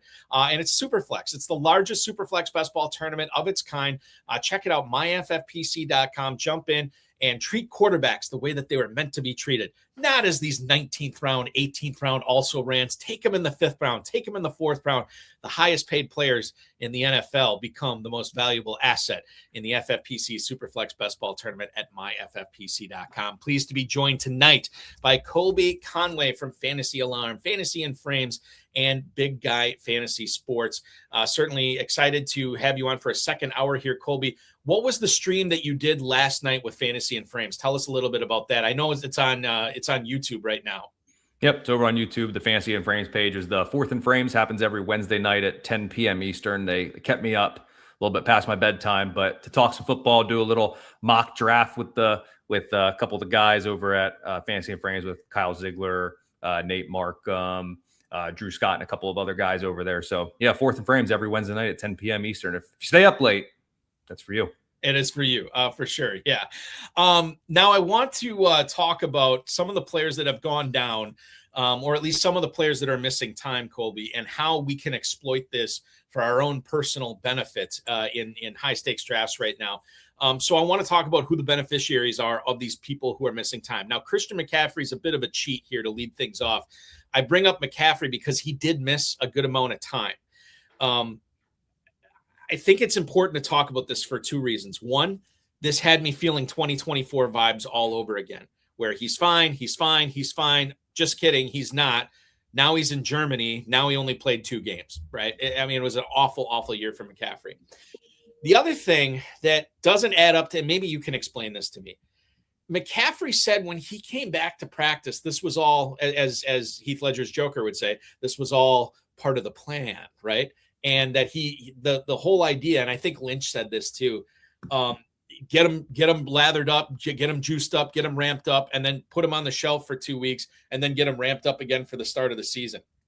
I've never heard of that before. Maybe there's some science behind it, but it's hard for me to believe a guy at his age, the way you do it, and I know he trains hard himself too, like he's not showing up out of shape, but the way that you do it is you ramp him up for a few weeks, and then you basically shut him down from practice. And then after 2 weeks, you start ramping him up again. I don't know. It seems weird to me. Maybe there's some science behind it, but I bring up McCaffrey too, because if you're like me and you don't want to be in the McCaffrey and 1st round business, I got to figure out if I'm going with Kalen Black or if I'm going with Jordan James as the preferred backup to McCaffrey this year. Your thoughts on who you would be going with between Black and Jordan James? Yeah, the only thing I'll have to say is I don't know how much stock we should put in anything that the 49ers say when it comes out to injuries. Like that's kind of a little odd to say. Now, that's like taking workout advice from someone who's like, I've never been in the gym, but like this is what I think would work. Like that's just not gonna quite work really. So for me, I think it's gonna be Kalen Black. They're gushing about him. A lot of people will say it was an overpay in the draft, but I mean, like we talk about in fantasy, like if you want someone, you believe in them, you reach for them. It's not a reach if you want them, you believe, and you have a vision for them. So for me, I have more shares of Kalen Black than I do James. So for me, I think the guy behind McCaffrey, I think it's Black. I really think it's Black. I think you're right, and that's who I've been taking as well. Black over James. We've seen James have the opportunity to take advantage of an expanded role, and he hasn't. And the fact that the Niners got so much grief about Stribling, trading up to get him with the 33rd overall pick, and now you look at him, it's like, ooh, maybe they do know what they're doing. And certainly the day 3 or round 3 track record for Niners running backs has been pretty bad. But to borrow the Arrested Development meme, it's never worked before, but maybe it will work for us for Kalen Black this year. I don't know. I'm falling into it as well. I have to regale. And there's a great article on RotoViz, and I don't know if it was Omar Pierre who wrote it, but he was in a best ball tournament draft that was just starting Sunday night, FFPC best ball tournament. It was just starting Sunday night when this Ashton Genty news came out, right? About the prayer circle, couldn't put any weight on his leg, everything like that. And then it's like, well, what the heck do we do? How late do we let him fall? Where are we taking Mike Washington? And it sounds like it's a sprained ankle, and they're hoping he's out there for week 1, but it's far from a guarantee at this point. I also think it's a little weird that we haven't gotten more details on this injury, but maybe that's being a conspiracy theorist. I'll take off my tinfoil hat and ask you about how significant Mike Washington is, knowing what we know about the Genty injury, or perhaps you think that if Genty were to miss time, maybe the Raiders go to free agency or make a trade to bring somebody else in. I don't know how your feelings are on this Genty situation. Genty was someone I was drafting everywhere. Like, I've been drafted with the 105 where I took Genty. Like, I believe if Gibbs and Bijan are going to finish 1 and 2, I think it's Genty finishing 3. I'm just a firm believer. I love the Kubiak scheme. I love the talent that is Ashton Genty. So as someone who every year for the Fantasy Football Expo goes out and does the Kings Classic drafts, guess who was my first round pick in the snake draft? Ashton Genty, baby. And guess who was my premium asset in the auction draft? Ashton Genty, right back to the well. Like, I'm firmly in. He's one of my guys. So that was a rough little bit. I told it last night on the Fantasy and Frame stream. But when the Ashton Genty news broke, I looked at my wife and I was like, I'm not cooking dinner tonight. I can't do it. Let's just go out to eat. So I joked that, like, I sauntered out to the car. I was like, sorry, you're driving. I moped all the way into the restaurant, and, the whole time just sitting there refreshing, trying to get the news. But yeah, it seems like it should be okay. Apparently there was a cryptic post that he made on Instagram that people are like, someone that's not playing someone who is playing week 1 wouldn't necessarily post that. I didn't think it was anything all that cryptic by any means. So maybe he misses week 1, maybe he doesn't. But the thing is, Mike Washington is one of the elite handcuffs anyway. Toolsy guy coming out of the draft, incredibly fast, has looked awesome in the preseason, breaking off some long runs. The joint practice against Houston, he got some really good pub from what he did there. So Mike Washington, what a moment in time it was where I'm sure he was getting pushed up pretty high in drafts because of the thought that maybe I just got the Raiders running back 1 here for nothing with the Genty news. But the one thing that I'll say for Mike Washington is that this time without Genty has given Kubiak a vision to a possible role even with Genty involved. Oh, yeah. So Washington, it might be low-end flex territory unless something were to happen to Genty, but Washington's really toolsy and really, really talented, and he's the clear-cut RB2 on this team. I think where Kubiak came from, the land of Kenneth Walker and Zach Charbonnet, and they won a Super Bowl. So maybe there is something here to Mike Washington and what he can do with or without Genty in the lineup. Speaking of Kenneth Walker, he's no longer in Seattle. Colby, he is in Kansas City, and this is cheating a little bit too because I do believe he returned to practice today. If not, he was due to resume practicing before the end of the week. Kenneth Walker was dealing with something like, I think Andy Reid said something like about his foot or his toe was swelling in his shoe, like almost made it seem like it was a Jaden Blue situation from last year, right? With the Gucci cleats or whatever. Kenneth Walker is a player. Many high stakes players are definitely in on this year. But what I want to know is if he does get hurt, something that's happened to him numerous times over the course of his young NFL career, what happens in that backfield? Do the Chiefs just go piecemeal by committee, or does a guy like Emmett Johnson have what it takes where they would just ride that guy as the bell cow, despite him being a rookie and despite him being a day 3 pick? Who's the biggest beneficiary of a Kenneth Walker injury? Well, I think everyone who's on the Chiefs is okay because I'm pretty sure Kareem Hunt signed a deal in Detroit. I believe I saw. Because otherwise, my thought would be Andy Reid just goes through the Rolodex and brings back all of his old running backs to play over the guys that are currently in-house. Like, they just brought in Kareem Hunt, played him right out the street. So ultimately, though, I'm pretty sure he signed in Detroit. You can check me if I'm wrong, but I thought I saw that. Okay. But I know he went in there and he visited. I don't know if he signed, but I definitely know he visited. Yeah. Okay, so he visited. Yeah. Which, by the way, what are the Lions doing collecting these Chiefs cast-off running backs with Pacheco and now trying to get Kareem Hunt in there as well? Yeah. So I don't know. Maybe Christian Okoye is next. I have no idea. Yeah. So it was a visit. Thank you for checking me on that one. So it was just a visit, but I think it might be DeMercado.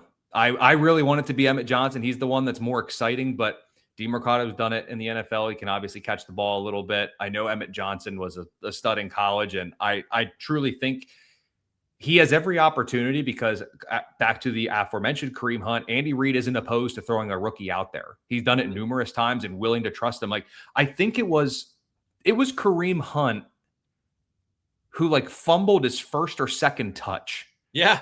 And Andy Reid said, F it, you're going in there. And he just like, they was just like, we trust you. And then he just went on to fantasy stardom that year. Okay. So that was Kareem Hunt. Long story short, I think it's DeMarcado. I think Emmett Johnson, maybe as the year goes on, can move into that RB2, but at least heading into week 1, I think DeMarcado is the RB2.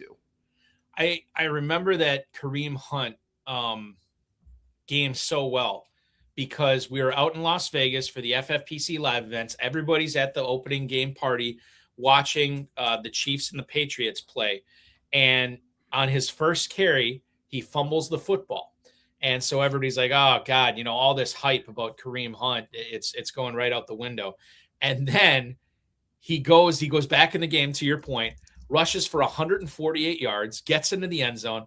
And he also caught 2 more touchdowns and had 98 yards receiving that, at 246 total yards, 3 touchdowns. Now, the interesting thing with the FFPC too, those are we have drafts going on after that game, right? So then, Kareem Hunt maybe being the lead running back in that backfield, we didn't know. Maybe it was going to be a committee. So he wasn't anywhere close to the first few rounds. And then after that game, no problem in numerous drafts, 3rd overall, 2nd overall. I saw him go with the first pick of the draft. In some of those game or in some of those leagues after the game as well. And the rest is history. Obviously, Hunt went on to have a banner season that year. But it's one of those things that, like, you always you think about all these other running backs that fumble the ball early in their careers, and then their coaches wouldn't let them back on the field, and they're just pointing at, the DiCaprio meme from it Once Upon a Time, where they're pointing at the screen. That could have been me, so whatever. I digress. Let's talk about Alvin Kamara. Speaking of running backs that really had good careers, I don't necessarily. So I was never of the belief, Colby, that he had significant standalone value. He wasn't going to give you zeros if you wanted to take him in a best ball because he'll catch a few passes here and there. But my whole thing with Kamara was when the Saints decided to restructure and keep him, that said more about the fantasy value of Travis Etienne than anybody else, right? It didn't really affect Kamara at all. It affected Etienne. Now that we know this dude's out for a month with a sprained MCL, does that work? Just go back to Etienne? Is this a guy that is going to be the bell cow there? Or should we, if we're drafting him, should we be worried about a guy like Kendre Miller or somebody of that ilk? There was a Saints running back that just got hurt. Chandler, Ty Chandler is out for the year. So he's not going to be a part of this, but Kendre Miller could. The guy from Kansas is still there, Devin Neal. So I'm just wanting to know how you think the Saints are going to roll with their backfield touches now that we know Kamara is not going to be back for another 3.5 weeks. I think it's just Achane. I think that's what they just try to lean in on him, just let him be the true bell cow. We'll talk Achane a little bit later with some stuff that we'll end up talking about. But yeah, I think it all goes to him. I don't think they trust any of those other guys. And for me, it's one of those rare instances of the who's stepping up to the RB2 while Kamara's out. But really, I just think it's all going to get funneled to the RB1. So I think it's all Achane. Did you bump him up in your drafts? Did you start taking him a little bit earlier after the Kamara injury? I have 0 shares of Travis Etienne. And we will talk about that more because the people want to know, Colby. They want to know about that. Ricky Pearsall is an older injury, but I think it's still important because of the changes that San Francisco has made in their personnel since then. They've added Deebo Samuel. Obviously, we know you talked about Stribling earlier. We talked about Mike Evans. George Kittle looks like he is more than likely going to be back week 2 at the latest. What happens to those Pearsall targets? Is this Stribling eating them up, or do you see it being consumed in a different way?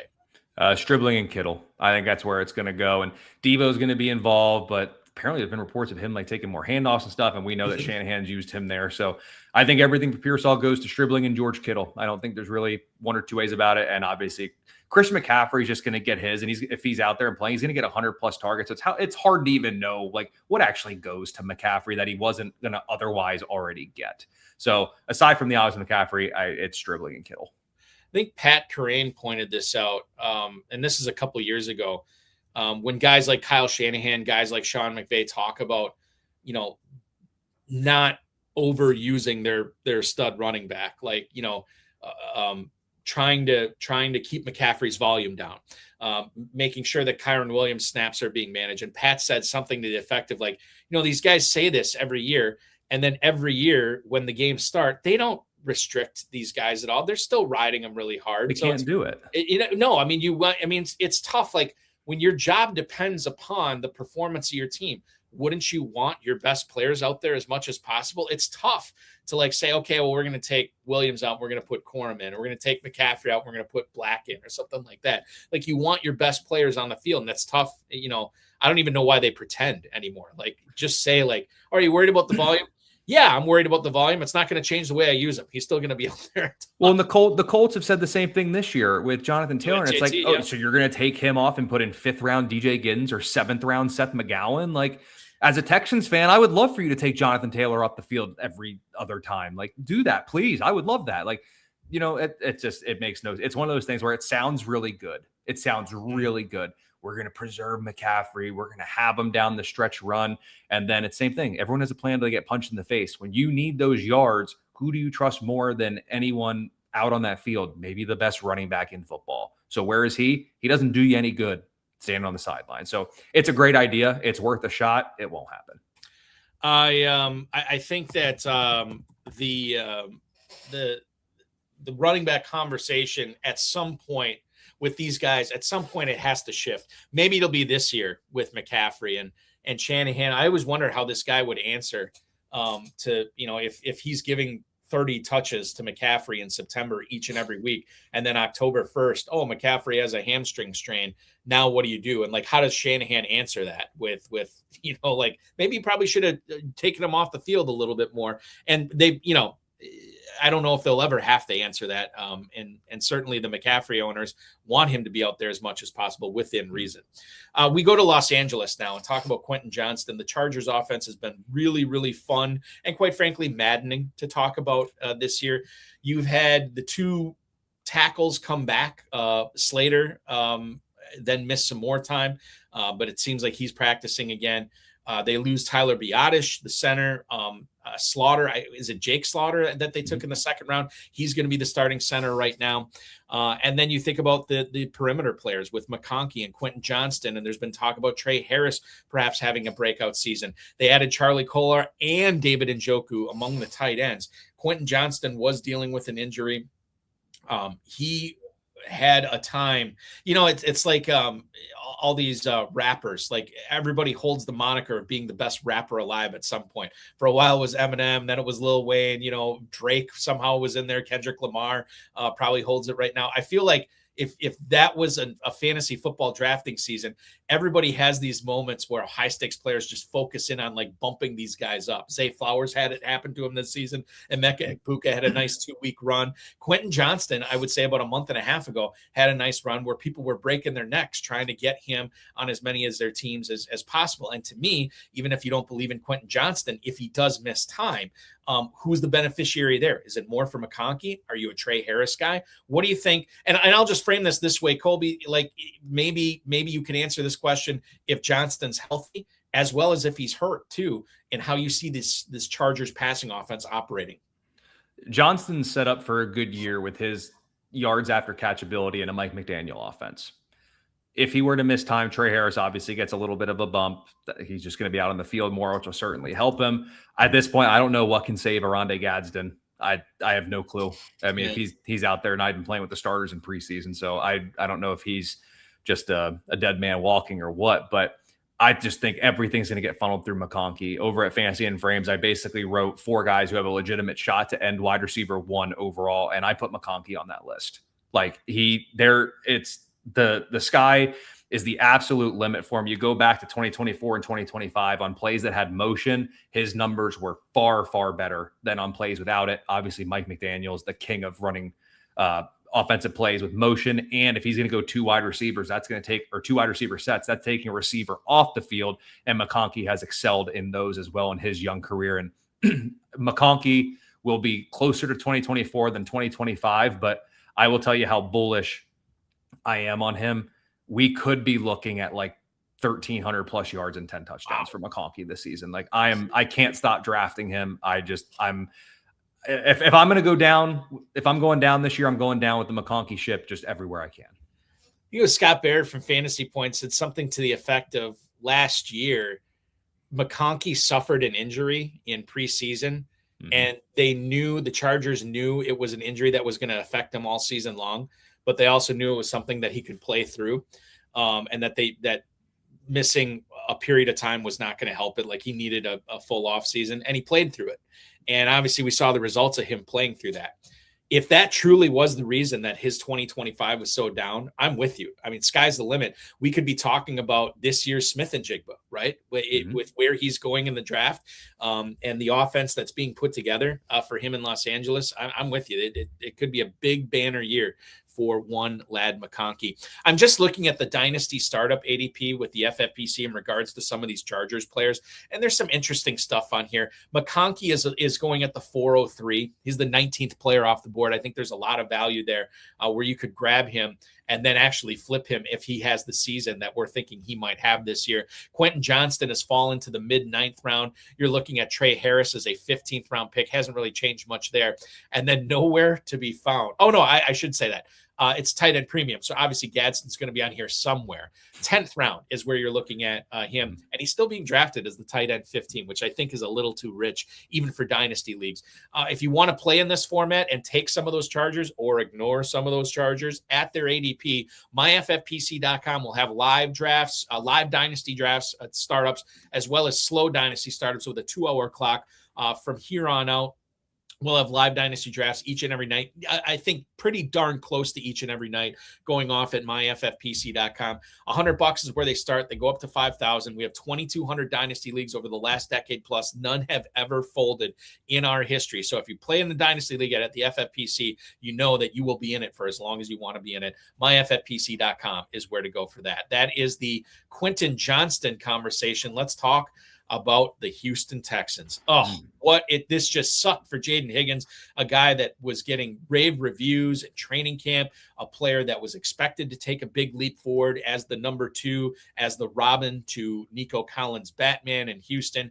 Tears his ACL, out for the season. I haven't heard if it's a clean tear or not, or when he is, if he's going to be full go at training camp next year, since the injury happened so early in the season.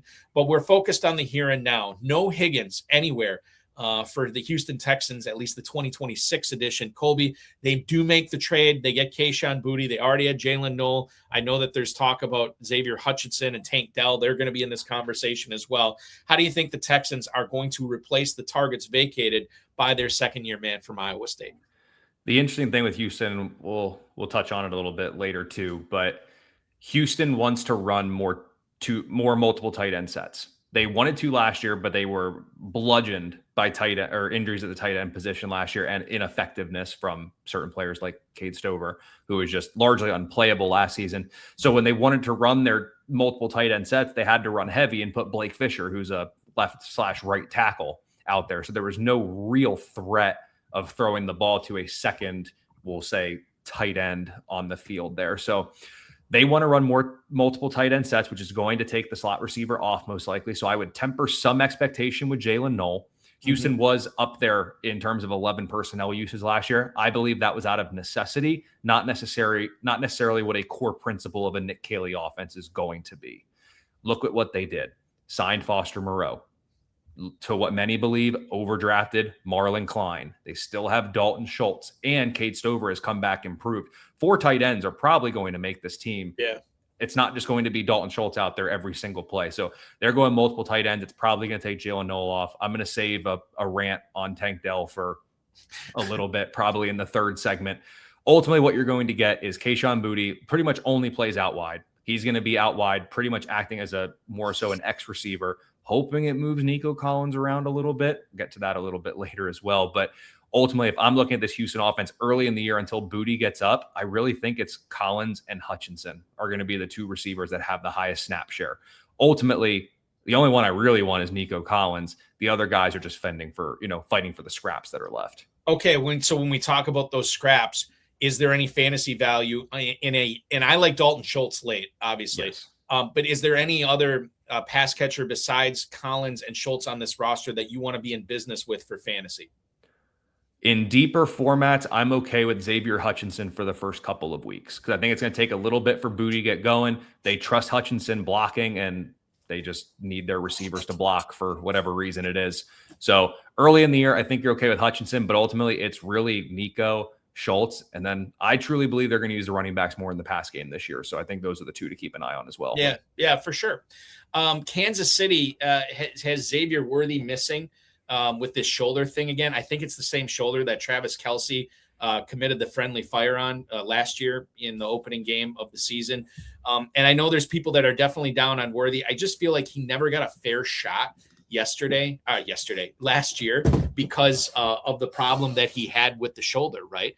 And Kansas City didn't want him going over the middle, and Kansas City really didn't want. They put kid gloves on him, or they treated him with kid gloves, I should say, for the majority of the season. I was on board to take Worthy late this year, but I'm starting to wane a little bit on that, not only because of the injury, but because of the rise of Cyrus Allen. I believe I'm saying that name right. And you have also on that team, Kelce is back. Rashee Rice is back. If Worthy misses any time, Tyquan Thornton is obviously another deep threat. If Worthy misses, is that enough of a player? Does he have a significant enough role on this team where we could see some fantasy goodness from somebody else if Worthy misses any time?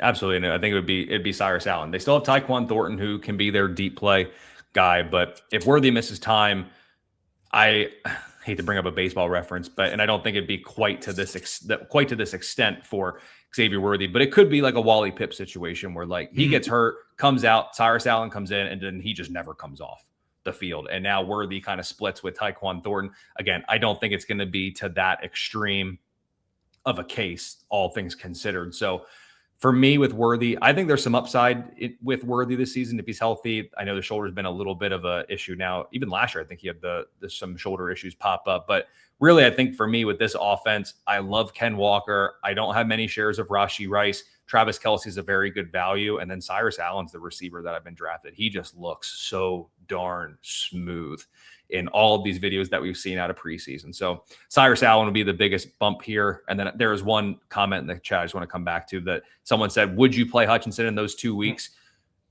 I'll put it to you this way. The only league where I am starting Xavier Hutchinson or where I picked him up and am strongly considering him, is a 14-team league where you start 3 receivers and 3 flexes. So I hope that kind of gives you some context. Like he might be out there the second most. I don't know how much I'm actually really considering playing him. Like if it's a smaller league or even like 1 or 2 flex spots with starting 3 receivers, I still think you can probably do better than Xavier Hutchinson. I thought you were going to say you'd only play Xavier Hutchinson in an all Texans fantasy league. And that would be the only way he'd get out there, but it's close. It's close. You would think your lineup.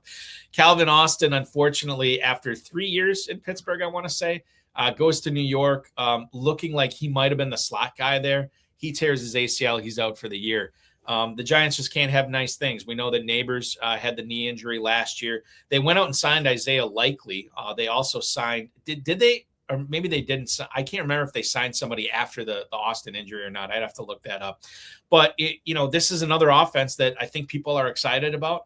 A young offense with pieces that look to be coming together last year. It just was a crying shame that we saw like 2 quarters of Jackson Dart and Malik Neighbors together, but that should change this year. But with Calvin Austin out for the year, I know nobody cares for fantasy, but those targets have to go somewhere. Is this a case where we just get more for Likely, more for Neighbors, or is there another person, maybe Malachi Fields here, takes a step forward in our fantasy draft boards? Nah, that was the one. I thought you weren't going to say him, and I was going to come in and say Malachi Fields. But yeah, I think ultimately this could be a very condensed target tree or passing attack for Jackson Dart with Malik Neighbors, Isaiah Likely, and Malachi Fields. The OBJ story is cool and fun, but I don't think it really does much for fantasy. And they have 4 running backs. And if you have 4 running backs, I don't know if you have 1 running back amongst all of them. So yeah, I think it's gonna be very condensed between Neighbors, Likely, and Fields. Do Scadaboo, Tracy, Harris, do any of these guys reap the benefits of a missing Austin, or is that just negligible at this point? Probably closer to negligible. I think Scadaboo is the one who could get involved, especially more so than like Najee caught a lot of passes his first year and then just never kind of saw that passing volume, or at least to to that extent really ever again. And I don't really care about the other guys. And so, yeah, I mean, maybe Scatabo a little bit, but if anything, all this does is just further, again, you can take anything and spin it to fuel your narrative, which Right. I'm going to do with saying, hell yeah, it's Isaiah Likely time. All in on him. So that'd be the one I think might just in fact be the biggest beneficiary.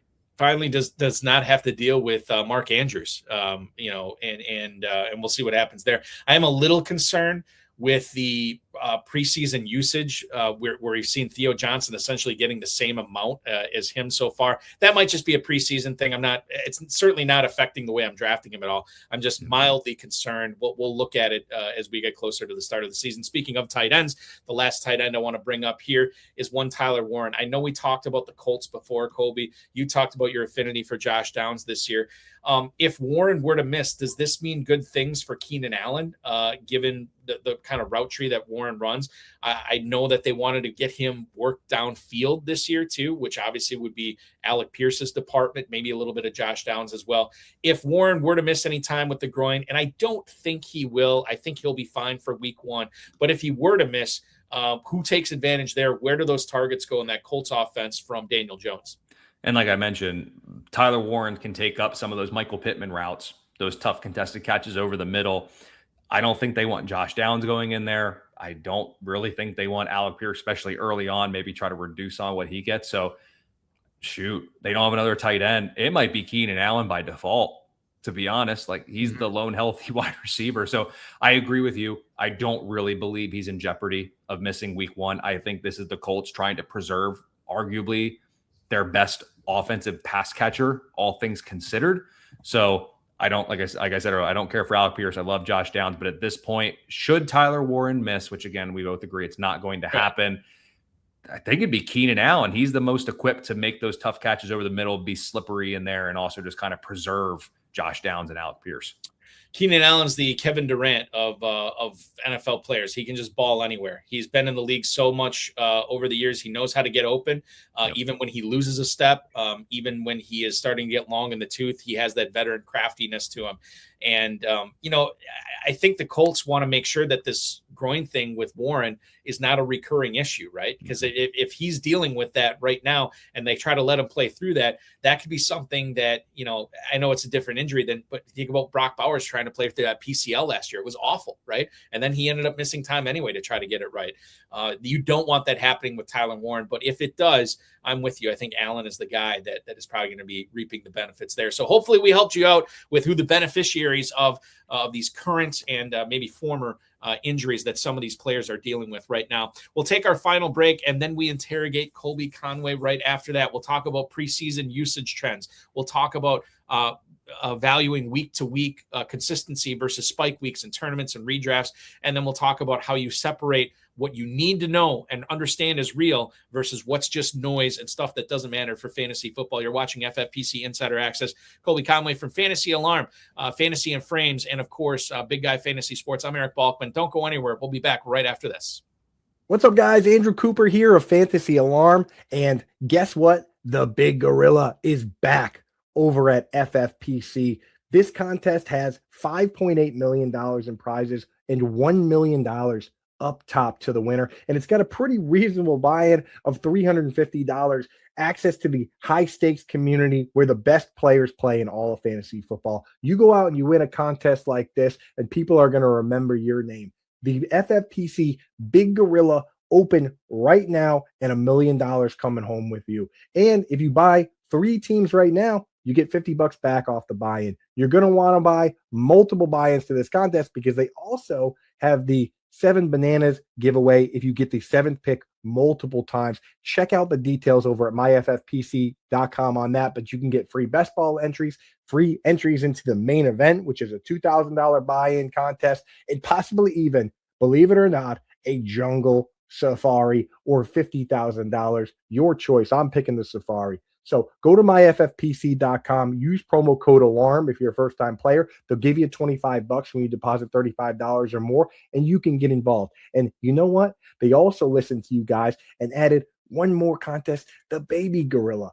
Can't do 350? Why not do $125 buy-in, $100,000 grand prize, $675,000 prize pool? They have something for everyone over at FFPC, where the best players in the world play fantasy football.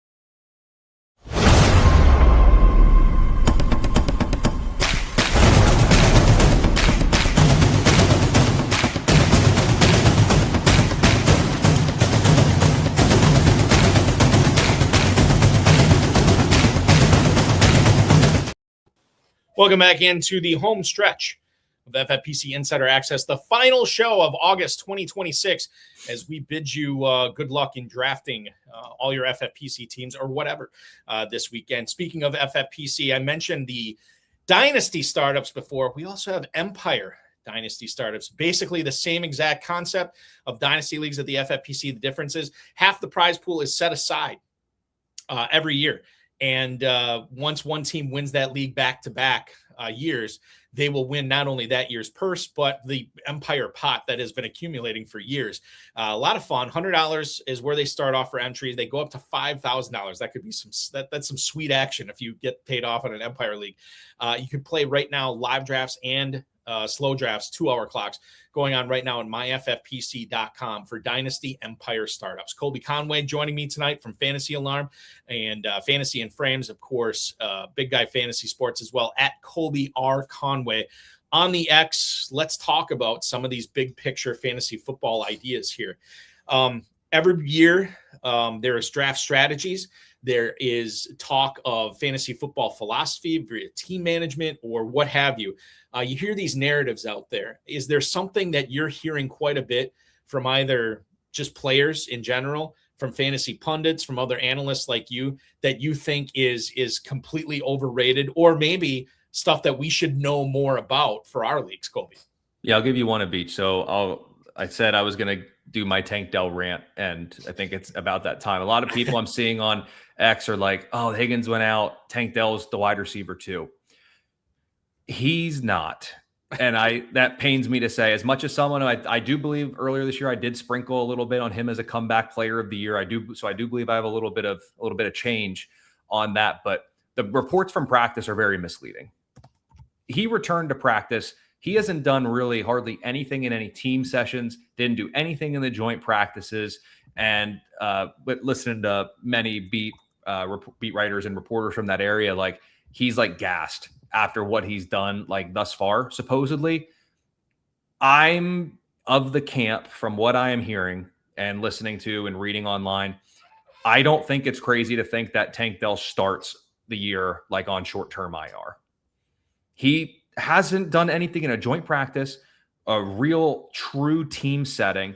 They are not going to throw, after that horrific injury, the last thing the Texans are going to do, who are notorious with slow playing players, like at times, like slow playing, and to ensure they're fully healthy, that the first time he gets out there when other people can hit him is in a game.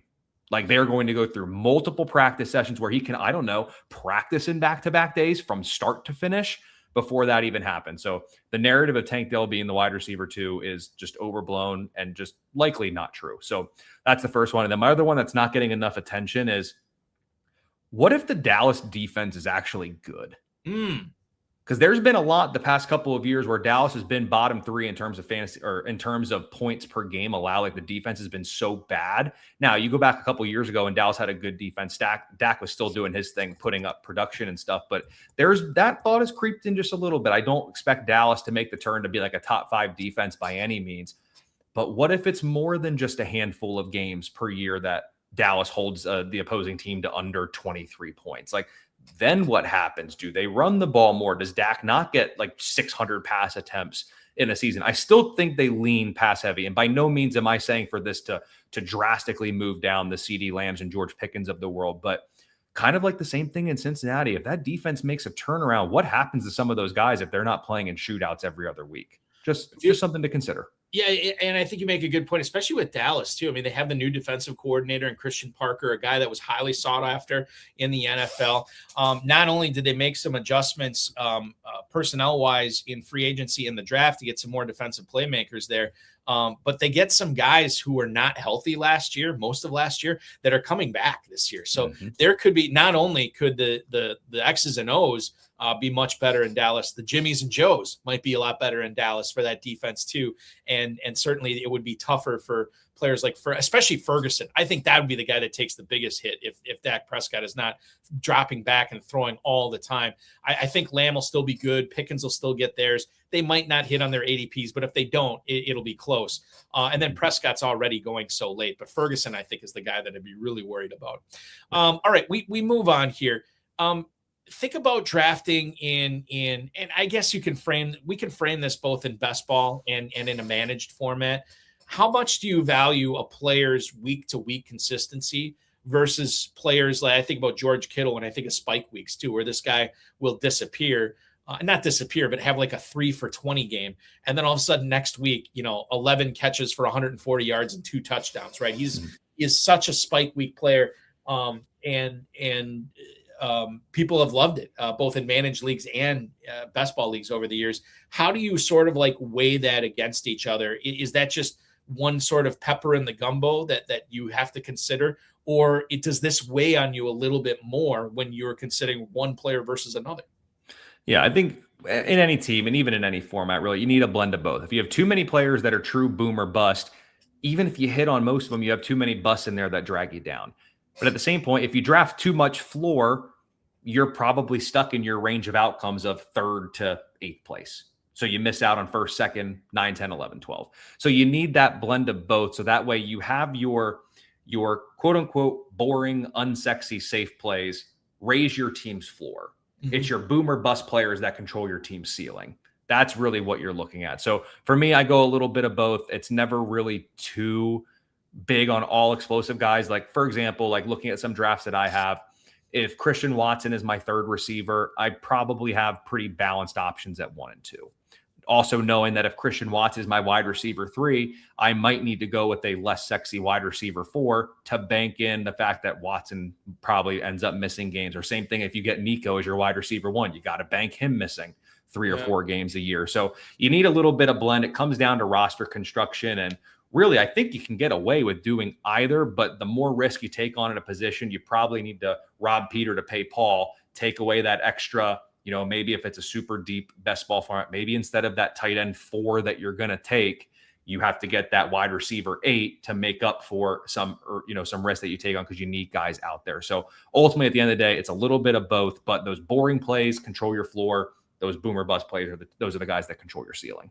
Colby, speaking in purely abstract terms, do you have a relative, I said abstract, so like just this relative amount of risk when you look at one of your teams as you're building it and you say, you know what, I have enough risk on this team, injury risk at this team after 4 rounds, 5 rounds. I need to go hyper conservative here the rest of the way. Do you ever run into something like that where you go up to this magical finite amount, however you deem that, and then you're like, okay, that's enough risk for this team?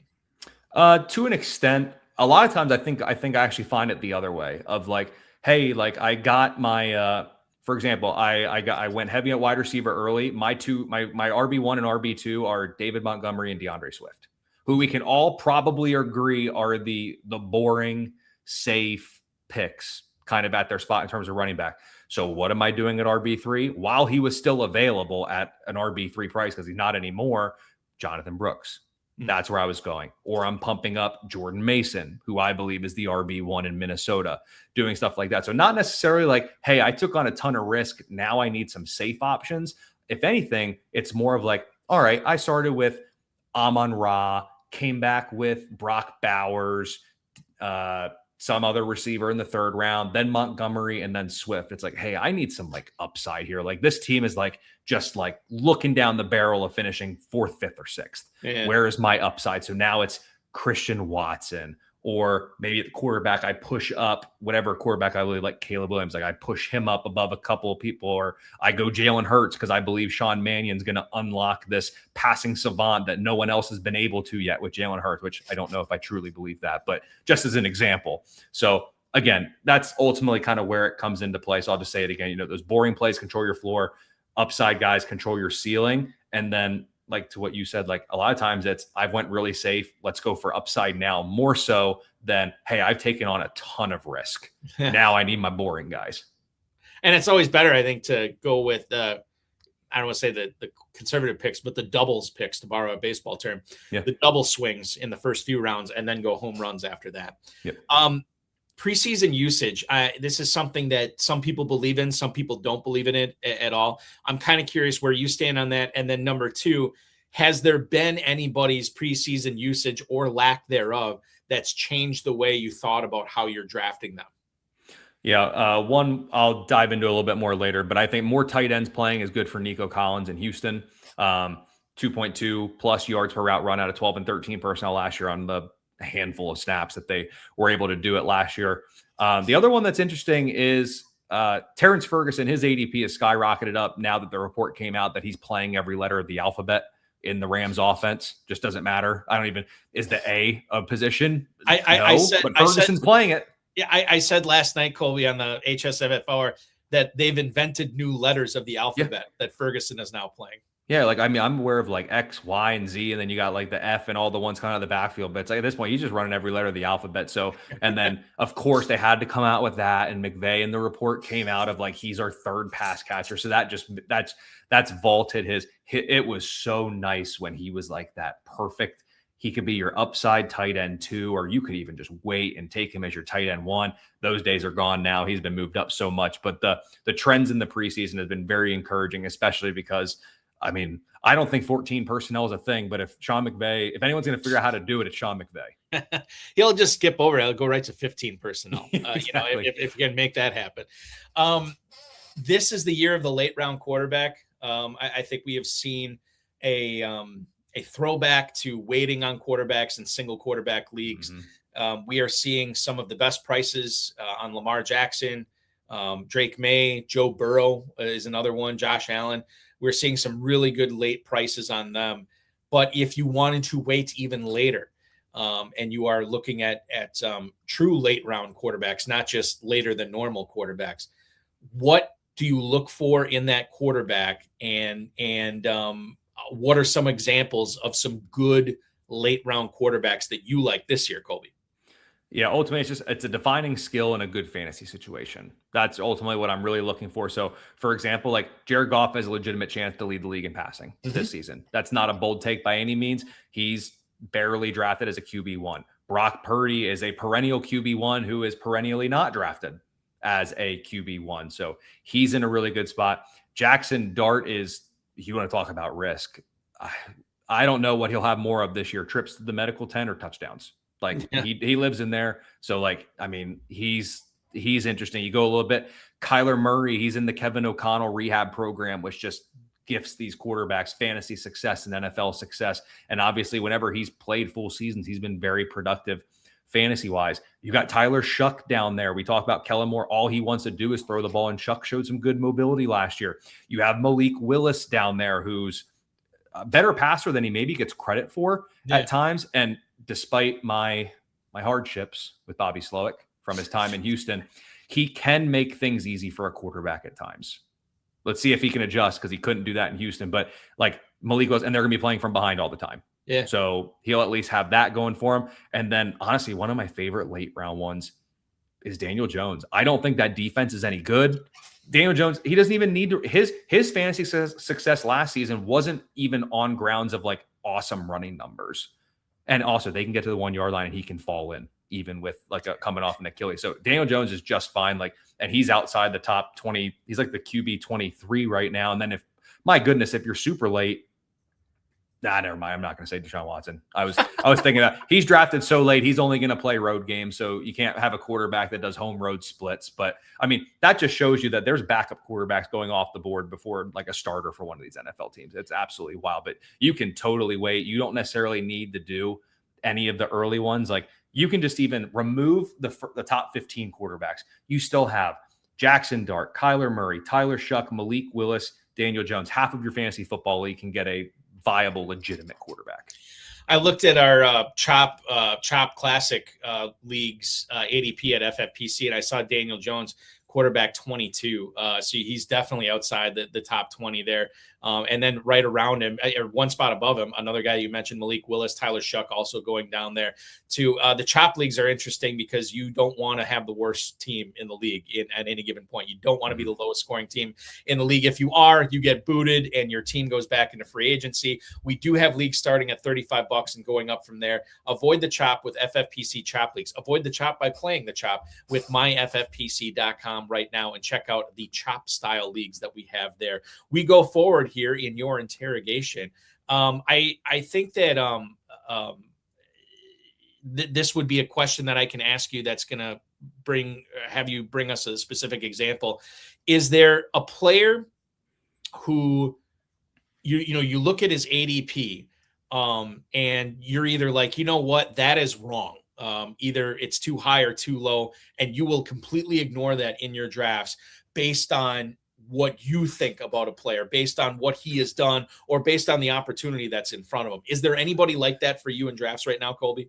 That I'm ignoring for the better is Ashton Genty and Ken Walker, two guys that I believe I'm pushing them up. Like, I know, like, there have been drafts where I've taken Genty at 5, and I'm like, man, I thought I was bullish. And I know Jeff Manns went through the ringer because he took Genty, I think, at 2. Yeah. Above. I didn't do it before Bijan or Gibbs, but I love Ashton Genty. So like I'm pushing Ken Walker up. He's got a legitimate shot at an RB1. Kansas City running backs have had a higher target share in 3 of the last 4 years than what Walker had in Seattle. And there have been reports of like he's been emphasized in the screen game. If we can just get this guy a pair of shoes that don't mess up his feet, like that would be awesome. You think these NFL teams with more money than God would be able to get these guys shoes and equipment that fits right. So hopefully we have that. And then for the worst, I mentioned it earlier, Travis Etienne is just one of my biggest busts this season. As much as I've ranted and raved about what Kellen Moore does for offenses, he doesn't do it for pass catching running backs. Running backs have not caught many passes in these systems. I believe one of Austin Eckler's worst years was the Kellen Moore season, and it goes to other running backs that just Kellen Moore hasn't utilized these guys in the passing game with his running backs. I know there's going to be people who will take this because I think in any article I've gotten a chance when I've had to write up a bust, I put Travis Etienne. I'm pretty sure I've done that. So I know after the first 4 weeks while Kamara's out that the people are going to be like, well, nice bust pick, Colby. Travis Etienne's the RB9 right now because he's the only guy in town because they're not going to put anybody else out there. But I think as the season goes along, I think fantasy managers will be a little bit disappointed with Etienne. So like I said, I don't have any shares of him, so I'm ignoring his ADP. I just don't see it happening. It's incredibly inefficient too in Jacksonville, and you think about the pass catching thing. I think is a little bit overrated with Etienne too. So I'm with you. I do have him on. I know I got him on one team. Sure. I might have him on 2. But he definitely is not a player that I'm looking to target. He is definitely not a player that I'm sort of revamping my draft strategy when it comes to his spot in the draft where he's coming up. Big gorilla right now, running back 17. I mean, I think I'd rather have Swift. Javonte Williams, I'd rather have. Jacobs, I don't know. That's the whole stuff we talked about earlier. I'm probably taking Etienne there.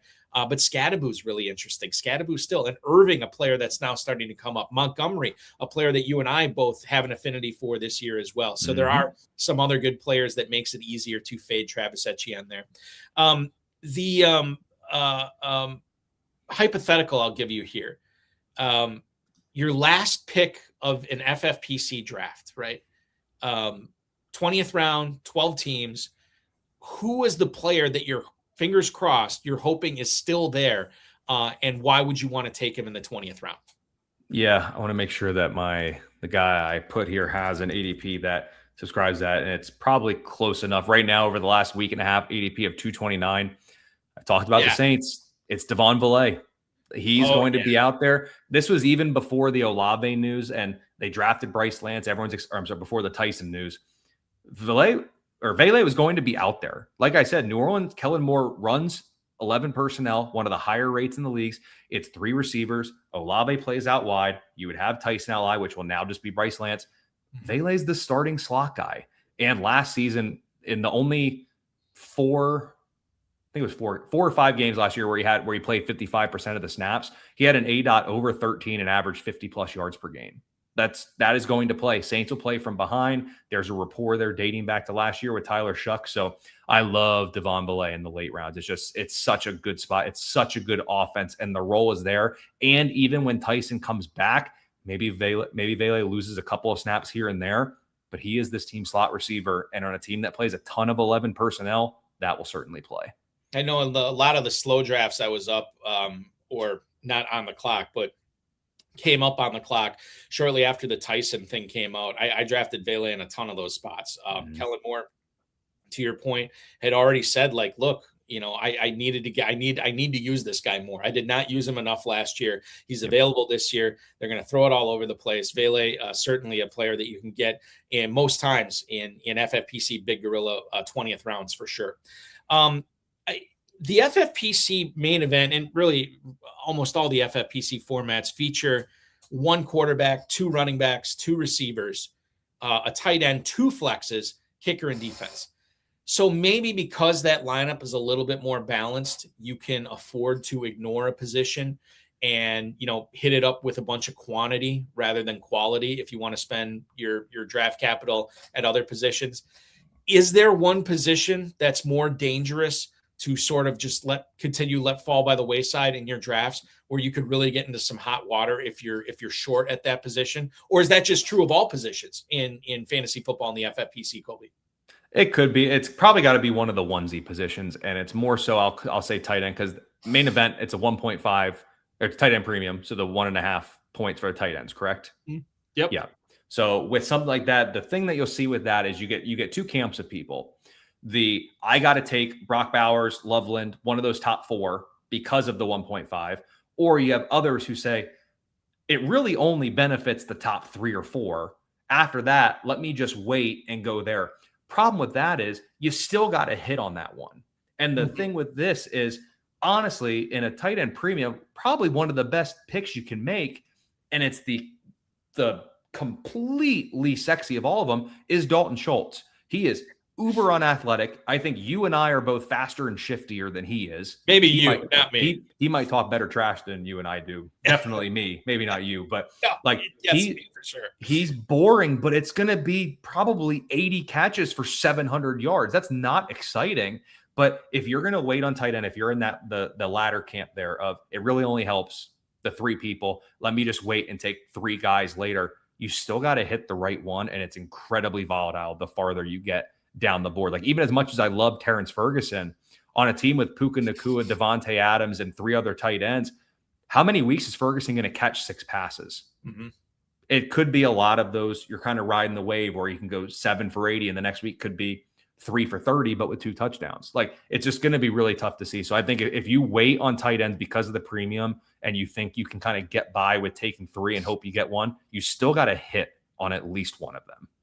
Juwan Johnson is a player that I thought would rise up more than he has. Speaking of boring tight ends, after the Tyson injury, and he's still tight end 16. Big Gorilla, he's still going in the 9th round next to Mark Andrews, and that's another player that, again, I don't think anybody's getting super excited about drafting. He's more athletic than Dalton Schultz for sure. Very much so. But still not a guy that really gets the juices flowing when you draft Juwan Johnson. But he can be, and he came off a big year last year too, and that could be the case again, especially if this Tyson hamstring stuff lingers deeper past this 2-month timeline. The big picture home run swing. Is there one player out there right now that I'm not talking about could return on his draft value? I'm not talking about a player that could outperform his draft value. I'm talking about league winner capital letters that would change the fantasy landscape this year if this guy goes off. Is there a player that just needs 1 or 2 things to go his way for him to be top 5, top 3 at his position? A lot of times too, with a league winner label, you're probably looking to someone, 5th, 6th, 7th round that takes that step. So like a Luther Burden, he'd probably be a little higher end of that range, but he's someone that there. But when I was thinking about this, I was also thinking too, about 2 months ago, I remember talking to some people. I was like, this year when it comes to the Texans, I think David Montgomery is going to be the only guy that I have, because I believe the workload's going to be there. And I believe he's the clear dog. And I saw a recent report that someone's saying 70-30 split. I think it'll probably be closer to 60-40, but he's the leader in that clubhouse.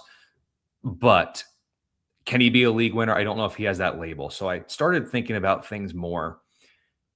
And once the Texans traded for Kayshon Boutte, if he only plays out wide, could we see more Nico Collins in the slot? And I started looking at the numbers. He has yet to play more than a quarter of snaps out of the slot since CJ Stroud has been the quarterback dating back 2023. If we go 2023 on, 20%, 24%, 20%. But dating back to 2023 in the slot, 3.68 yards per route run in 2023, year one with Stroud, 2.12 2 years ago, 2.13. And, we want to be above that 2 yards per route run, generally speaking. If we finally get Nico Collins moving around the formation, he has been, I believe what Matt Harmon said, is the most landlocked X receiver in the past couple of seasons. If we get Nico Collins moving around and the team actually trying to exploit matchups with him instead of just saying hey, you're 6'4", 225 pounds and run a 4.4 40, you just go out there and win. If they actually scheme him up a little bit to get him the ball, this is a guy, although he's missed a couple of games, he's been a wide receiver 6, and wide receiver 11 in fantasy points per game the past 3 years, half-point PPR. He could be the wide receiver 1 overall. It's not unfathomable to believe that. And you mentioned health regarding Collins staying healthy. If he were to stay healthy for all 17 games, and again, the way I framed the question, 1 or 2 things fall his way, it could be the year of Nico Collins being a league winner. We're all league winners anytime we listen to Colby Conway. At Colby R. Conway on the X. Of course, check out his work at Fantasy Alarm, Big Guy Fantasy Sports, and Fantasy in Frames as well. Is there anything else that we should be talking about that you're working on right now, Colby? I think that's pretty much it. I know I do a little content for Fantasy Spin as well. I know we had you on for the Super Bowl show. Would love to have you back on at some point this year. But other than that, that's pretty much it. Cool. Colby, this was a lot of fun. I really appreciate you coming on, man. And we will do this again soon. Absolutely. Thanks, Eric. Absolutely. That is Colby Conway joining me tonight. Ladies and gentlemen, the last thing I want to mention here, FFPC Player 1 leagues are going off. They're starting at $10 and going off there. Once you register, you're automatically drafting against 11 smart FFPC CPU players. You can win cash. You can win free Big Gorilla entries, free main event entries. Yeah, it's basically, you can think about it as a mock draft, or you could actually try to win some cash in that. Player 1 right now, and the formats and the setup we have for that is pretty cool. And it's not like you're just drafting against ADP or drafting against players that have certain mindsets in mind, smart CPU players that have certain mindsets in mind. Some like the tight ends, some hate the tight ends. Yeah, some like to build, give 0 RB, some don't. So it's always a unique draft. Check it out, myffpc.com. I want to thank Colby Conway and Sean Engel, our producer tonight. This is our last show until September 17th. The 3rd and the 10th, we're actually off because of the live events in Las Vegas and my added duties with the FFPC this year. Won't be able to do shows for the next 2 weeks, but we will be back September 17th at 7 p.m. For some live NFL football that night as well. For Colby Conway and Sean Engel, I'm Eric Balkman. See you next time. This has been FFPC Insider Access on the Better Sports Network.